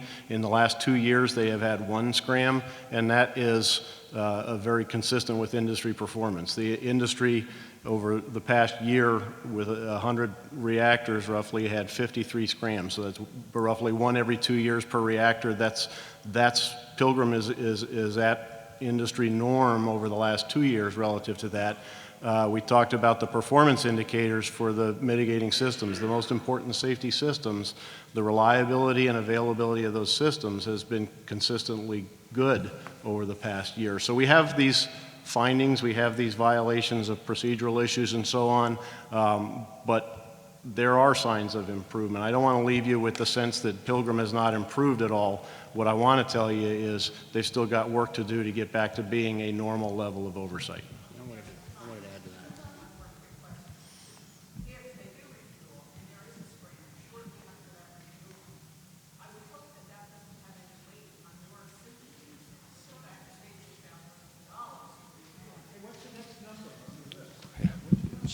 All right, so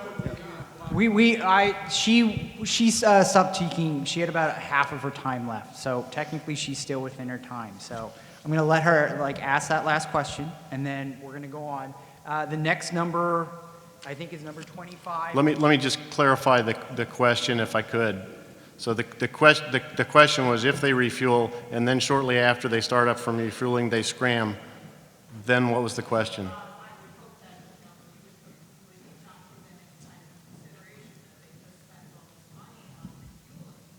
Yeah.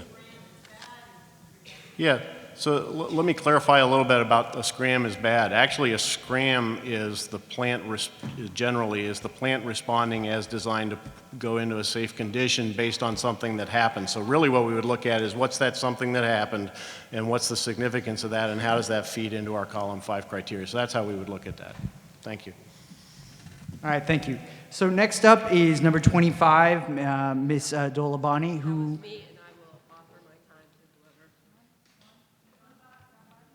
Okay, all right. Thank you very much. Okay, she, or he, excuse me, I apologize, will be followed by number 36, which is Bob Rio, and then number 27, Elaine Dickinson, and then number 19, John D. Arcangelo. So again, number 36, Bob Rio, 27, Elaine Dickinson, and then number 19, John D.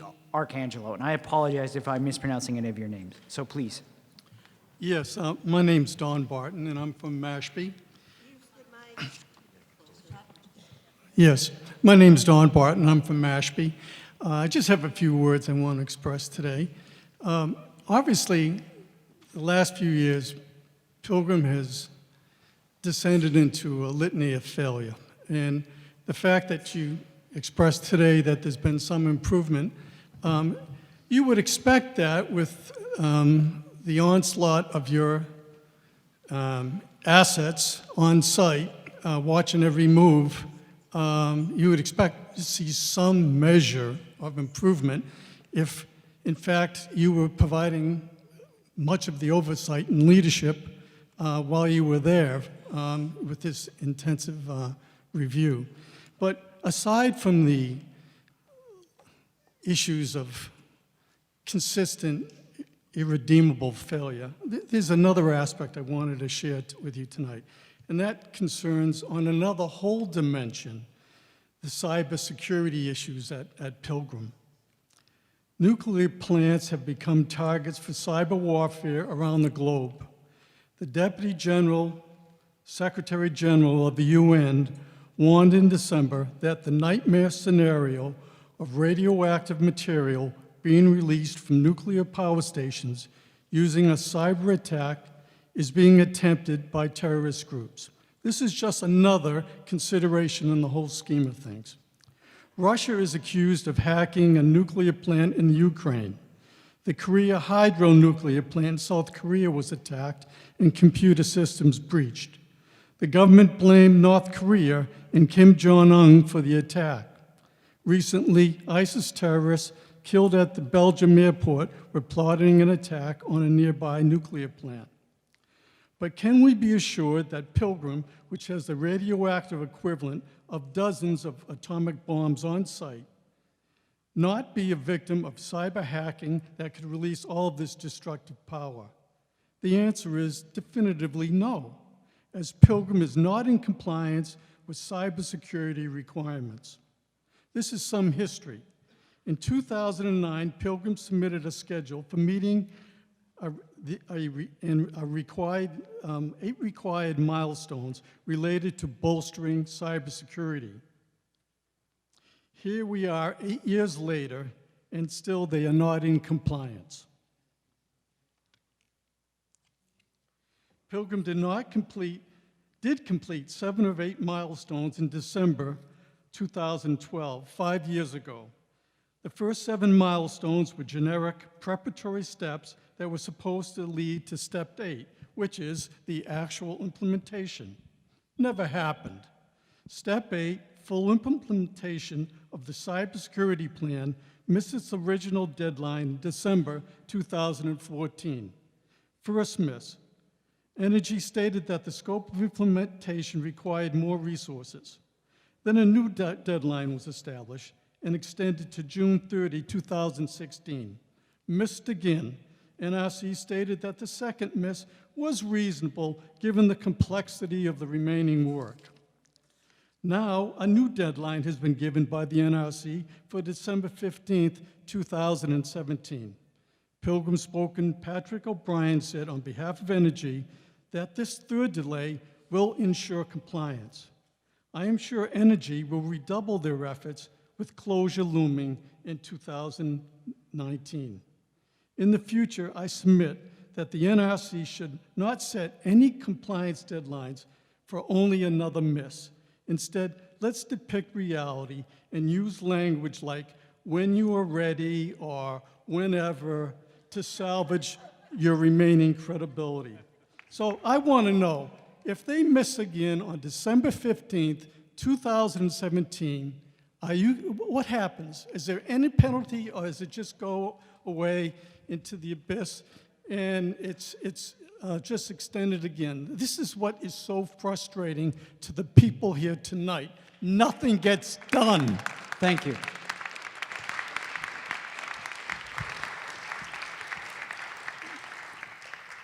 My particular division in Region 1, we supervise the inspectors that do go out and verify compliance with our cyber requirements. The milestones 1 through 7 that you described, first of all, let me say that we do take cybersecurity very important, and we believe that the site is safe from a cyber type attack. And when you look at the milestones 1 through 7, those were controls that were designed to ensure protection of the most critical systems at the station. The milestone 8, full implementation schedule that you discussed, are for protection of systems that weren't covered by the milestones 1 through 7 implementation process. So we believe that there are adequate controls in this point in time to ensure that the station is safe from a cyber attack. That's not true. The milestones 1 through 7 have been completed, and best information I have is that Pilgrim's on track to complete full implementation through milestone 8 by December of the end of this year, and we will conduct a follow-up inspection following the completion of their milestone 8 completion status to confirm that the activities they've undertaken have been done to a high level of integrity. So, thank you. Thank you. Next up is number 36, Mr. Bob Rio. He will be followed by number 27, Elaine Dickinson, and then number 19, John DiArcangelo. Thank you very much. My name is Bob Rio. I'm Senior Vice President at Associated Industries of Massachusetts, which is a trade association. It's been around 100 years. Certainly nuclear safety is not my expertise, so I'm going to leave that to your experts and all the discussions that have gone along. What I want to really talk about is the nuclear plant's contribution to really the energy role in Massachusetts. You know, we have the highest electricity rates in the country right now, Massachusetts does, and certainly that is hurting a lot of people in the western part of the state, particularly in the southeastern part of the state, where electric rates really are driving businesses out. There is an over-reliance now on natural gas.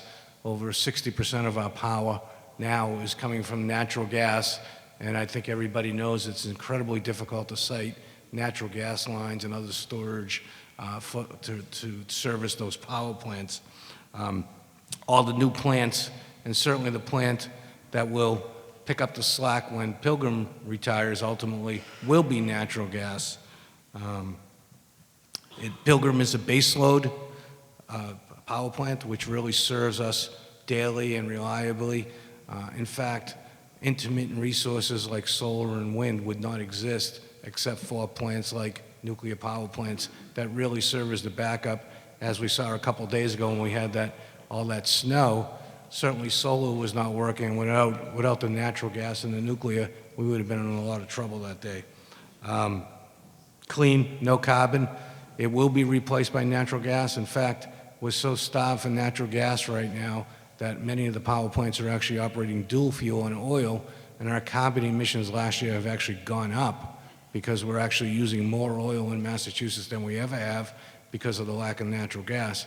And certainly without building a natural gas infrastructure, which is very difficult to build, we're going to be burning more oil. And if carbon or global warming is really a concern, then non-carbon sources like nuclear, like wind, like solar, like hydro really need to be continued here for the near future. So in the end, you know, you've heard about the people, 600 paying jobs and all that, and I'll leave that to the employees of that plant to really explain that. But we would support that then the NRC continue monitoring the plant, but at the same time, if it's safe, we urge this plant to remain open until, what's the final, June 1st, 2019. Thank you. Thank you. Next up is number 27, Elaine Dickinson. Thank you very much. She will be followed by number 19, John DiArcangelo, and then number 15, Mr. Stephen Seymour. My name is Dr. Sheila Parks, and I'm not a medical doctor. I talked with you a month ago, and I said that I was a former college professor. I taught teachers and people wanting to be teachers. And I, like the other man who talked, I want everybody to see this sign that I have. And I also want to thank you for extending the time. I drove down from Boston to speak to you because we're at Ground Zero, too. You don't have to be at the Cape to be at Ground Zero. Diane and Susan came to Boston several years ago to tell us that we were there too, so we're here in this fight too. So I'm going to talk, I know about preemption. I've been reading about it for several years now since my friend and colleague Mary Lambert mentioned it to me. But I am going to exercise my First Amendment rights tonight and talk about cancer and leukemia. Last month when I was here, I asked you, what were you going to tell our children? Tonight, I'm going to ask you the same thing. What is everybody in this room going to tell our children? That children die of cancer 20 times more and are more susceptible to leukemia and other cancers than adults 20 times more? That women are more susceptible to carcinogenic effects of nuclear plants 2 times more than men? And that little girls are more susceptible to the carcinogenic effects than little boys 2 times more. Who is going to tell that to our children? You need to go home tonight and tell that to every child in the world, that they're going to die. And you all know, because you all live here, that there are clusters of cancer here on the Cape that are the highest rate of Massachusetts. Well, they don't come from anything except Pilgrim. And I'm sure if anybody ever did a study of the workers in the plant, they would have the highest cancer rate too. So in 2014, Dr. Ian Feely from the United Kingdom put out a research study, which you didn't know about, Jackson, Mr. Jackson, when I asked you about it last week, but I'm in the process of sending all of you, Entergy and the NRC, all the research that's been done on this stuff. So anyhow, kids who live near nuclear power plants have more leukemias than kids who don't live near them. That's statistically significant. Children ask the world of us. We're giving them leukemia and cancer. Pine talked about the ocean. It's filled with all the stuff that gives you cancer. So I wanted to say, I can't keep quiet. Remember that meme for the Women's Day? I can't keep quiet about nuclear power. I can't keep quiet about nuclear power. And none of the other people in this room can either, thank God. There are all of us saying we can't keep quiet about nuclear power. Helen Caldicott, who is the most preeminent physician in the world who has worked about nuclear power and nuclear weapons for at least 43 years, in July 7, 2013, I read you already her statistics of what she said. We got to stop it. I want to know who is going, that's my question to you.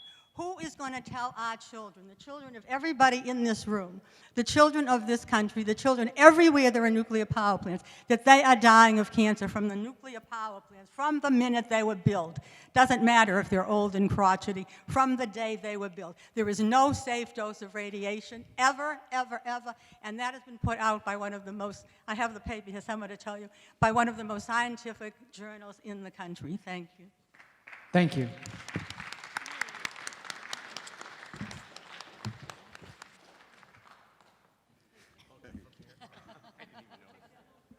I was worried there for a minute. Okay. Thank you. All right, next up is number 19, Mr. John DiArcangelo.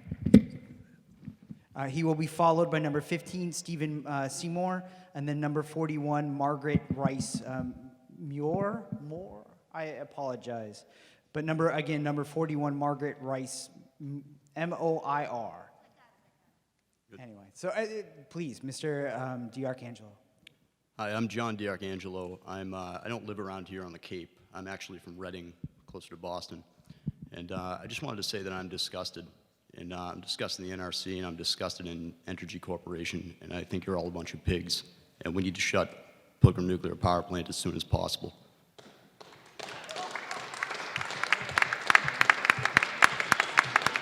Thank you very much. Next up, we have number 15, Stephen Seymour. He will be followed by, again, Ms. Rice, and then number 2, Mr. John Nichols. Okay, so again, Mr. Seymour, please. Yeah. I haven't come to one of the hearings with the NRC before. I'm a civil engineer from Cape Cod out in Barnstable, and I'm glad I came tonight. It actually raised my level of concern about the issue. I thought I might hear something a little bit more upbeat. I know in the field that I worked in with sewage treatment plants, we had projections of what the useful life of the plant was and what the useful life of the concrete was and what the useful life of the mechanical was, and that's how we did present worst to figure if you're going to build the thing. I don't know if the industry or the all governmental oversight has looked at that level of what is the useful life of some of these plants. It sounds like some of the equipment that tonight, a couple of pieces of equipment, they couldn't replace them with the part that was made originally, and then they had to put something else in, and it seemed like they didn't look at how that would impact the whole system, and that was one of the couple of the things that they were looked at. And I could see where that could happen, and on Cape Cod, we have evacuation signs by Route 6. If you actually get to Route 6, which you know where to go to, it's going to say evacuation Route 6. My understanding is that in the event of if there was a nuclear problem, that they would actually close the bridge down. You just stay there, and see what happens. And then my question, the other question I had, and the gentleman brought it up about financially, is if there was a nuclear accident like that, who would be financially responsible to make people whole? And if there were injuries to that, would there be criminal responsibility of people people such as in your position or positions of authority as to whether they let something go or not? And that's my questions. Thanks. Thank you very much.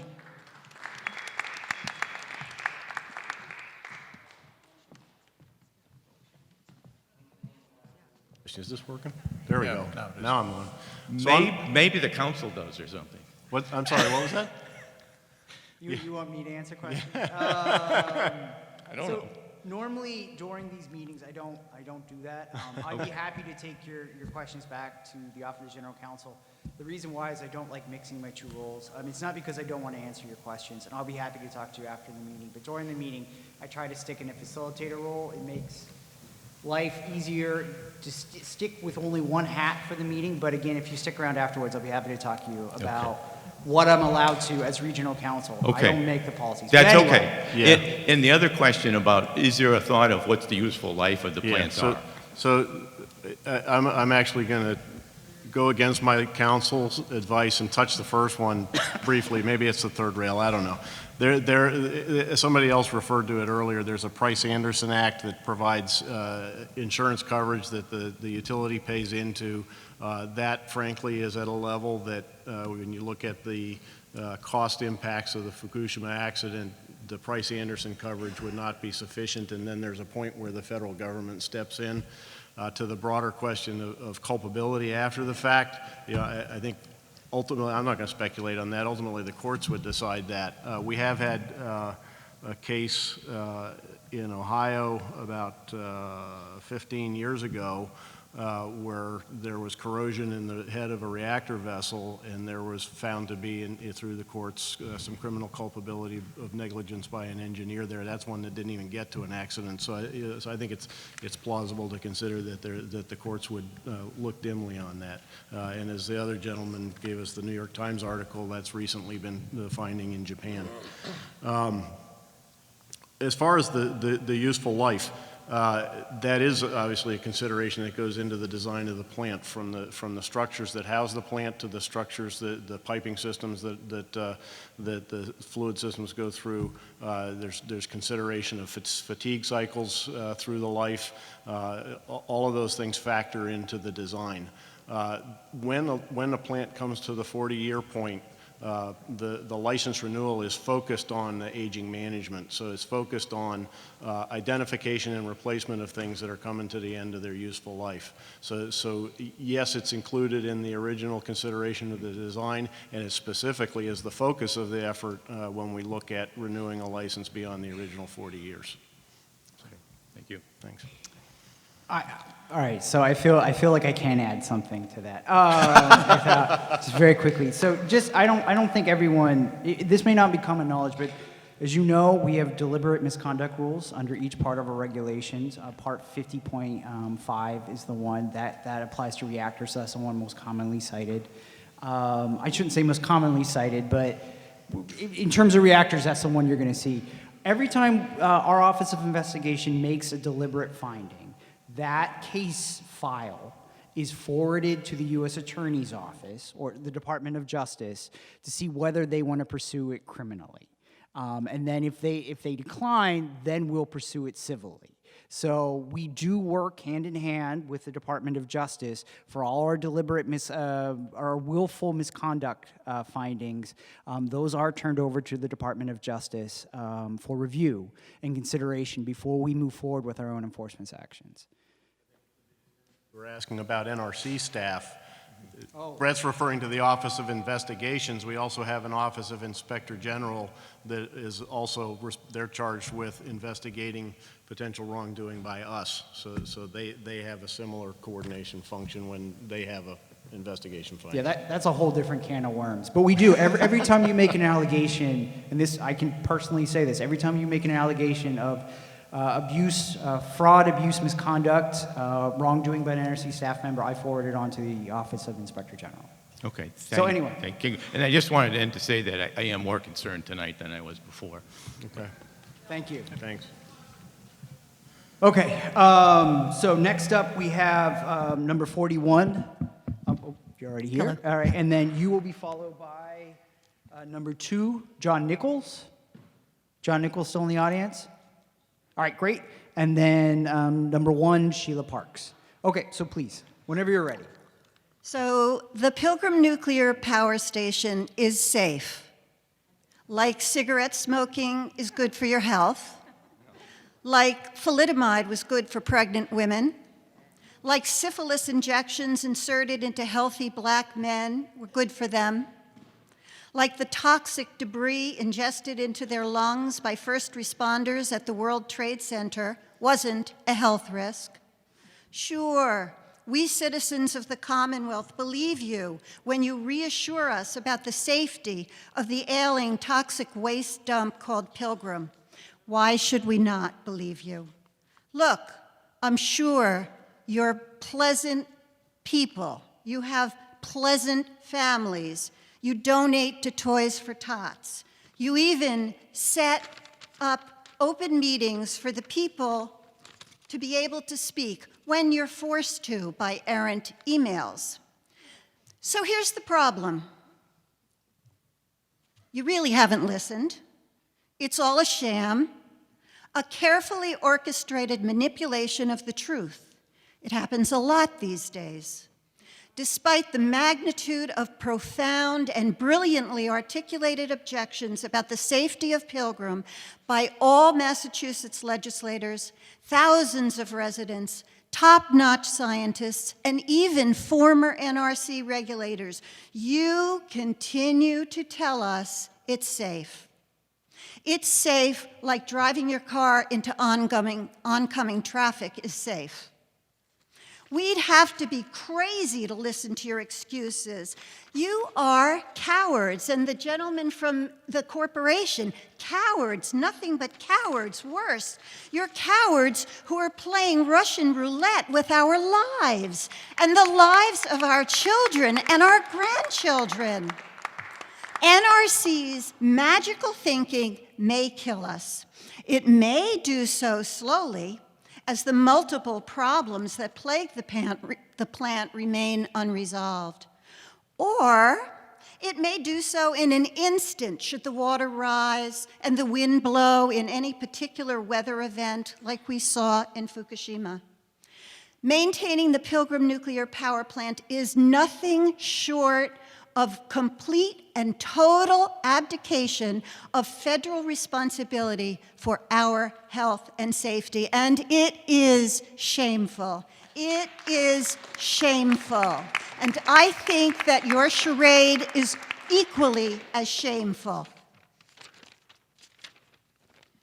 Let me conclude by suggesting that the relationship between the Entergy Corporation and the NRC is far more intimate and cozy than that of both entities with us, the public.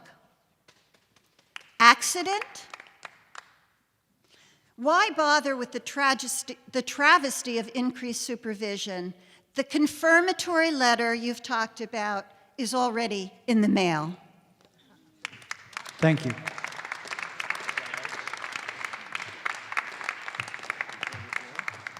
Okay, next up, we have number 2, John Nichols. John Nichols, NICHOLS, Orleans. The word safe is being used as a public relations device in order to calm the public. There's no content behind it. Even if people sincerely believe it's safe, it's only a forecast, and forecasts are inaccurate, and there is some chance of a nuclear accident there. There were 99 nuclear accidents worldwide, 1955 to 2013. 47 of them were in the U.S. 33 meltdowns in the U.S., according to Wikipedia, which has a long list of nuclear disasters.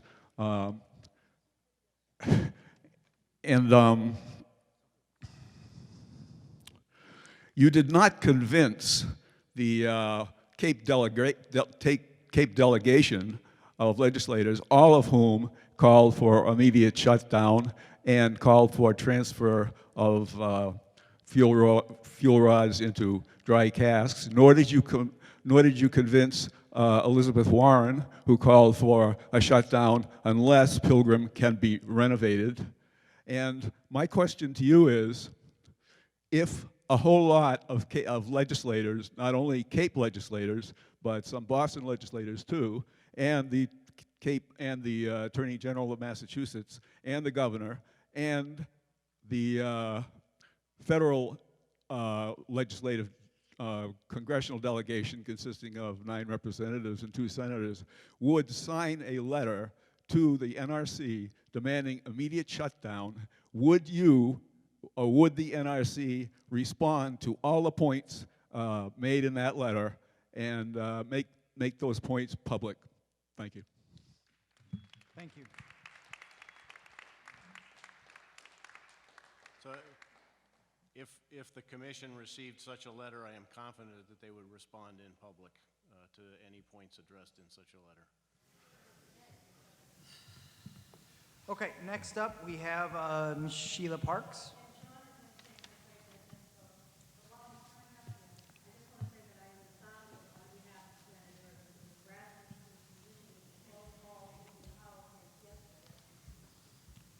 Thank you. Before you begin, so the numbers on the board, we're at that point in the evening where we have to start wrapping things up. So we are going to end with number 43. Sorry to interrupt. Keep going. Hello, I'm John Gawley. I'm from Hingham. I'd like to ask how many people feel safer as a result of the talk? Seriously. The 2, and you work for Entergy? All right. I just want to read something in case any of you people have forgotten this.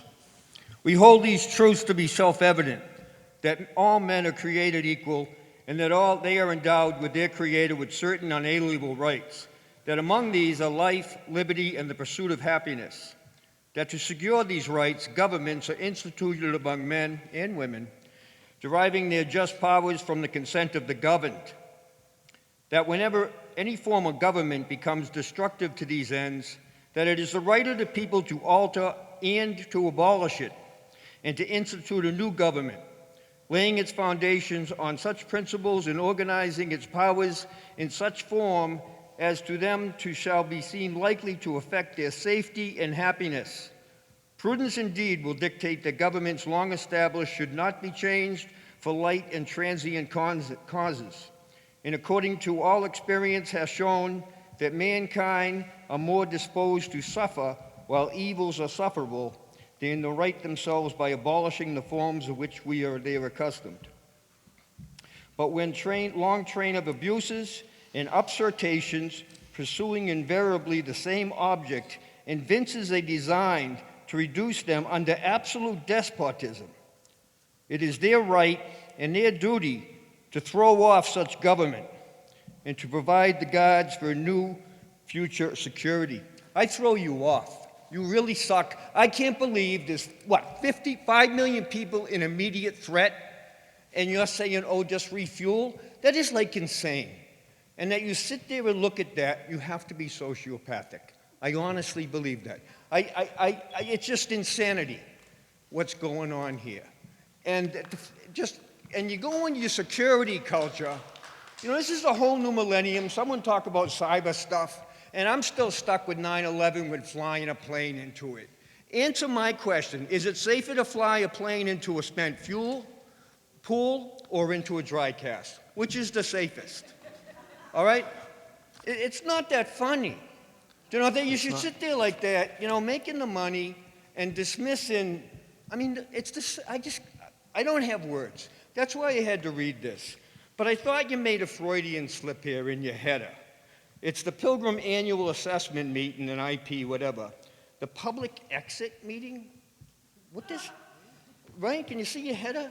The public exit is we like to leave.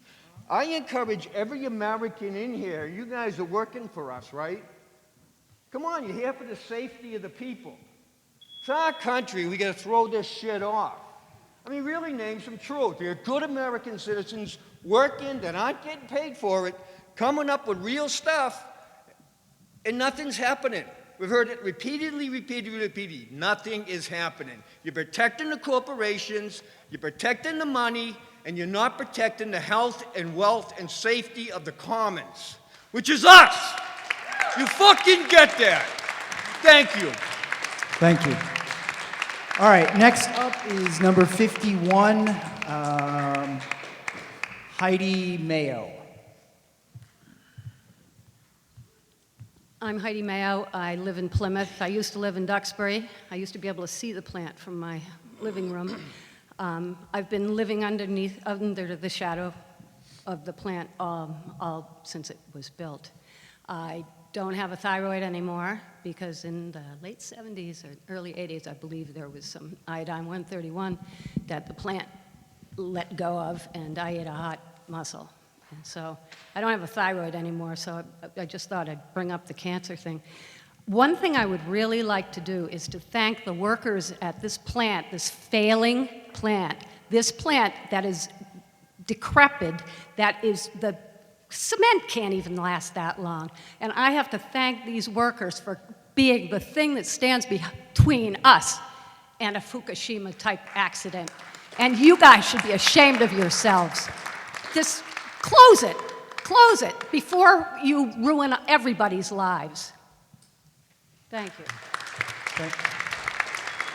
Thank you. Okay, next up is Jim Parameter, number 17. Is Jim, all right, Jim's left. Okay, so next up we will have number 43, Joanne Coyle.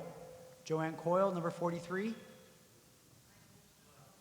Okay, all right, let me pull 2 new names.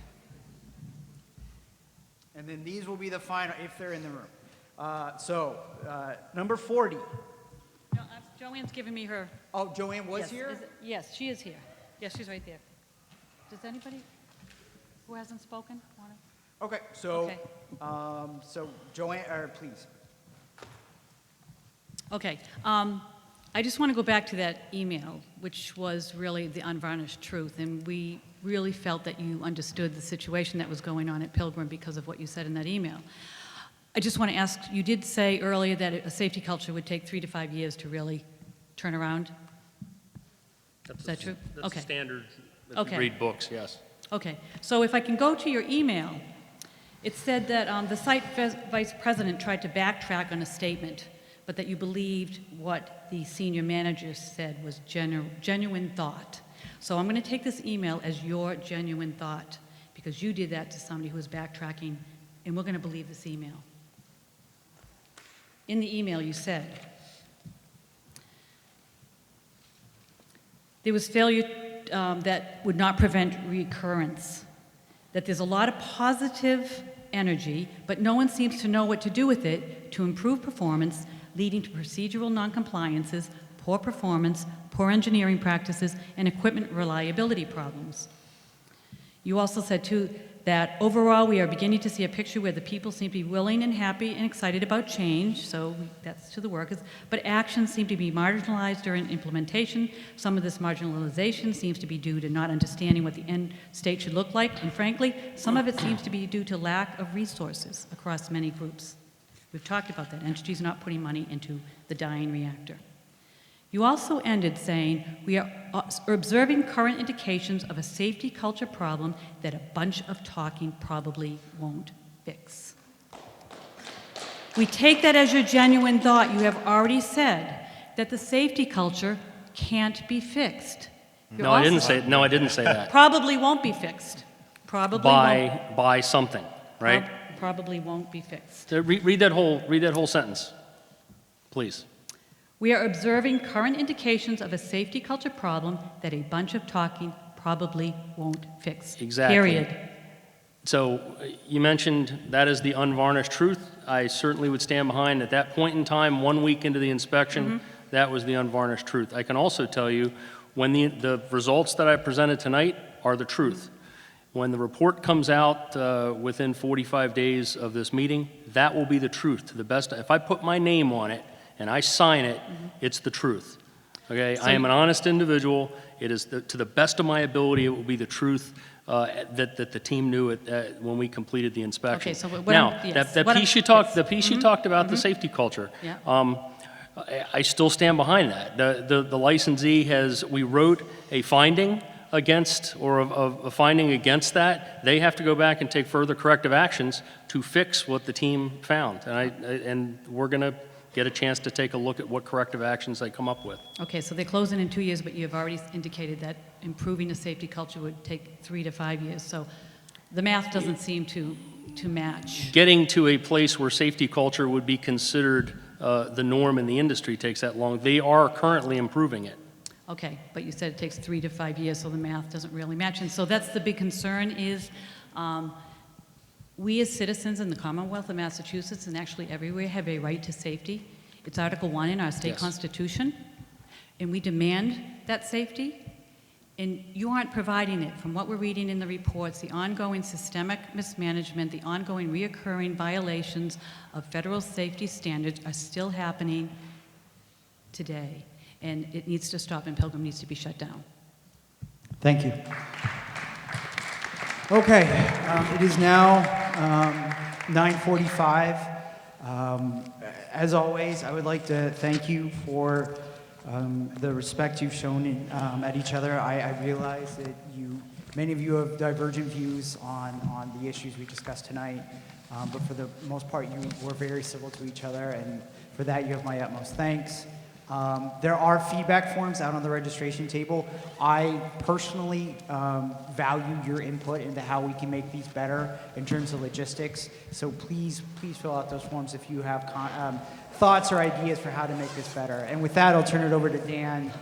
I'm sorry. I am sorry. But if you had run this meeting properly and not let people go over their time and had people on deck sooner, more of us could have spoken. You didn't do a good job with the meeting. So now you want to cut those of us that have been here all night to go home. It's wrong. Okay. Okay. You know what? The meeting's officially over, but if you want to, we'll stay here and speak. I will just say this, and I'm not trying to defend myself. I spend a lot of time trying to figure this out and working with my other facilitators at headquarters to figure out how to run these meetings. And I apologize that I wasn't as efficient as I could be, but I want you to know that I do my best to be fair to you. I'm afraid, Okay. I'm sorry, it just wasn't. You know what? good enough. If you don't believe I was good enough, or you think there are ways I could improve this, then please fill out the feedback form so that we can document that and take it back to headquarters. Okay. But please. My name is Jane Logan. I'm an insurance broker, and I live on Cape Cod. I'm 1 mile from the Sagamore Bridge. And before I start, let me speak to the rabid capitalist that was in the audience waving the dollar bill. They didn't share their profits with the people, and we shouldn't cover their losses. That's socialized, privatize the profit and socialize the loss. But in addition to that comment, if you listen to the insurance companies that cover Cape Cod or the National Flood Insurance Plan, you would think at any given moment, Plymouth, the Cape Cod, and the islands are going to be wiped off the face of the planet. We live in this big, scary place where they're charging everyone higher rates for insurance, and where everyone has high wind deductibles, but it's okay to have this old, decrepit power plant on the coast who not only doesn't have a good risk management plan, they falsified records. Tell me exactly what you have to do in the nuclear community to qualify to be shut down. Falsifying records doesn't cut it? Because it cuts it with me. So in addition to everyone in this area that lives near the power plant, and no one's house insurance or property insurance covers nuclear holocaust. So everyone's property is going to be destroyed. Donald Trump's not going to bail us out because Massachusetts didn't vote for him. Okay, so we're all left with our property destroyed, no insurance coverage, right? Right, that's what's going to happen. Okay, so you take it from there, and then all of a sudden, the stockholders leave, and they're just fine, and we're all left behind with, the Cape in a wreck, everything's in a wreck, and they want us to bail them out? I mean, really. And not only is it the poor people around the plant, we have paved paws here. We have Otis Air Force Base here. Do you know what's going to happen to the security of the East Coast if those two facilities can't operate? Does anyone think outside the little box of their own little world and connect the dots? No. I mean, I went to a sub shop in downtown Plymouth one day, and there was 3 security guards from the nuclear power plant there in their uniforms. And I'm thinking, well, maybe someone should just kidnap them and cause a problem with the power plant. Okay?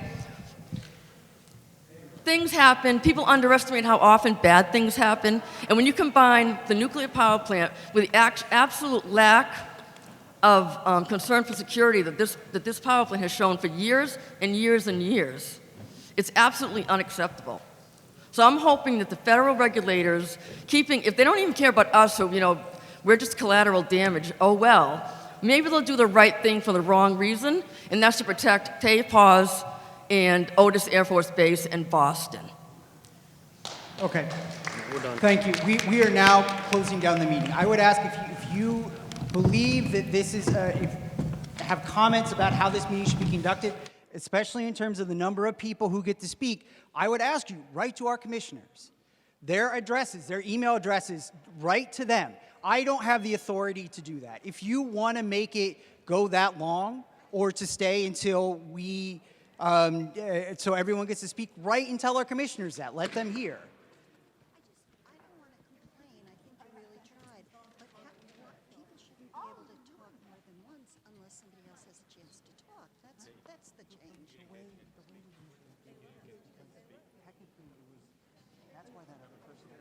So they're saying, I want No, I this get other it. I person. get what you're saying. To take I understand more it comes than across as unfair. the whole time and didn't get to speak. I understand. I mean, I'm And you sure, know what? and everybody leaves, but I'm just saying, if you've already spoken, please give somebody else a chance. Then, if we finish early, then you can say. Anybody else want to say something now, again? You can do it. No, I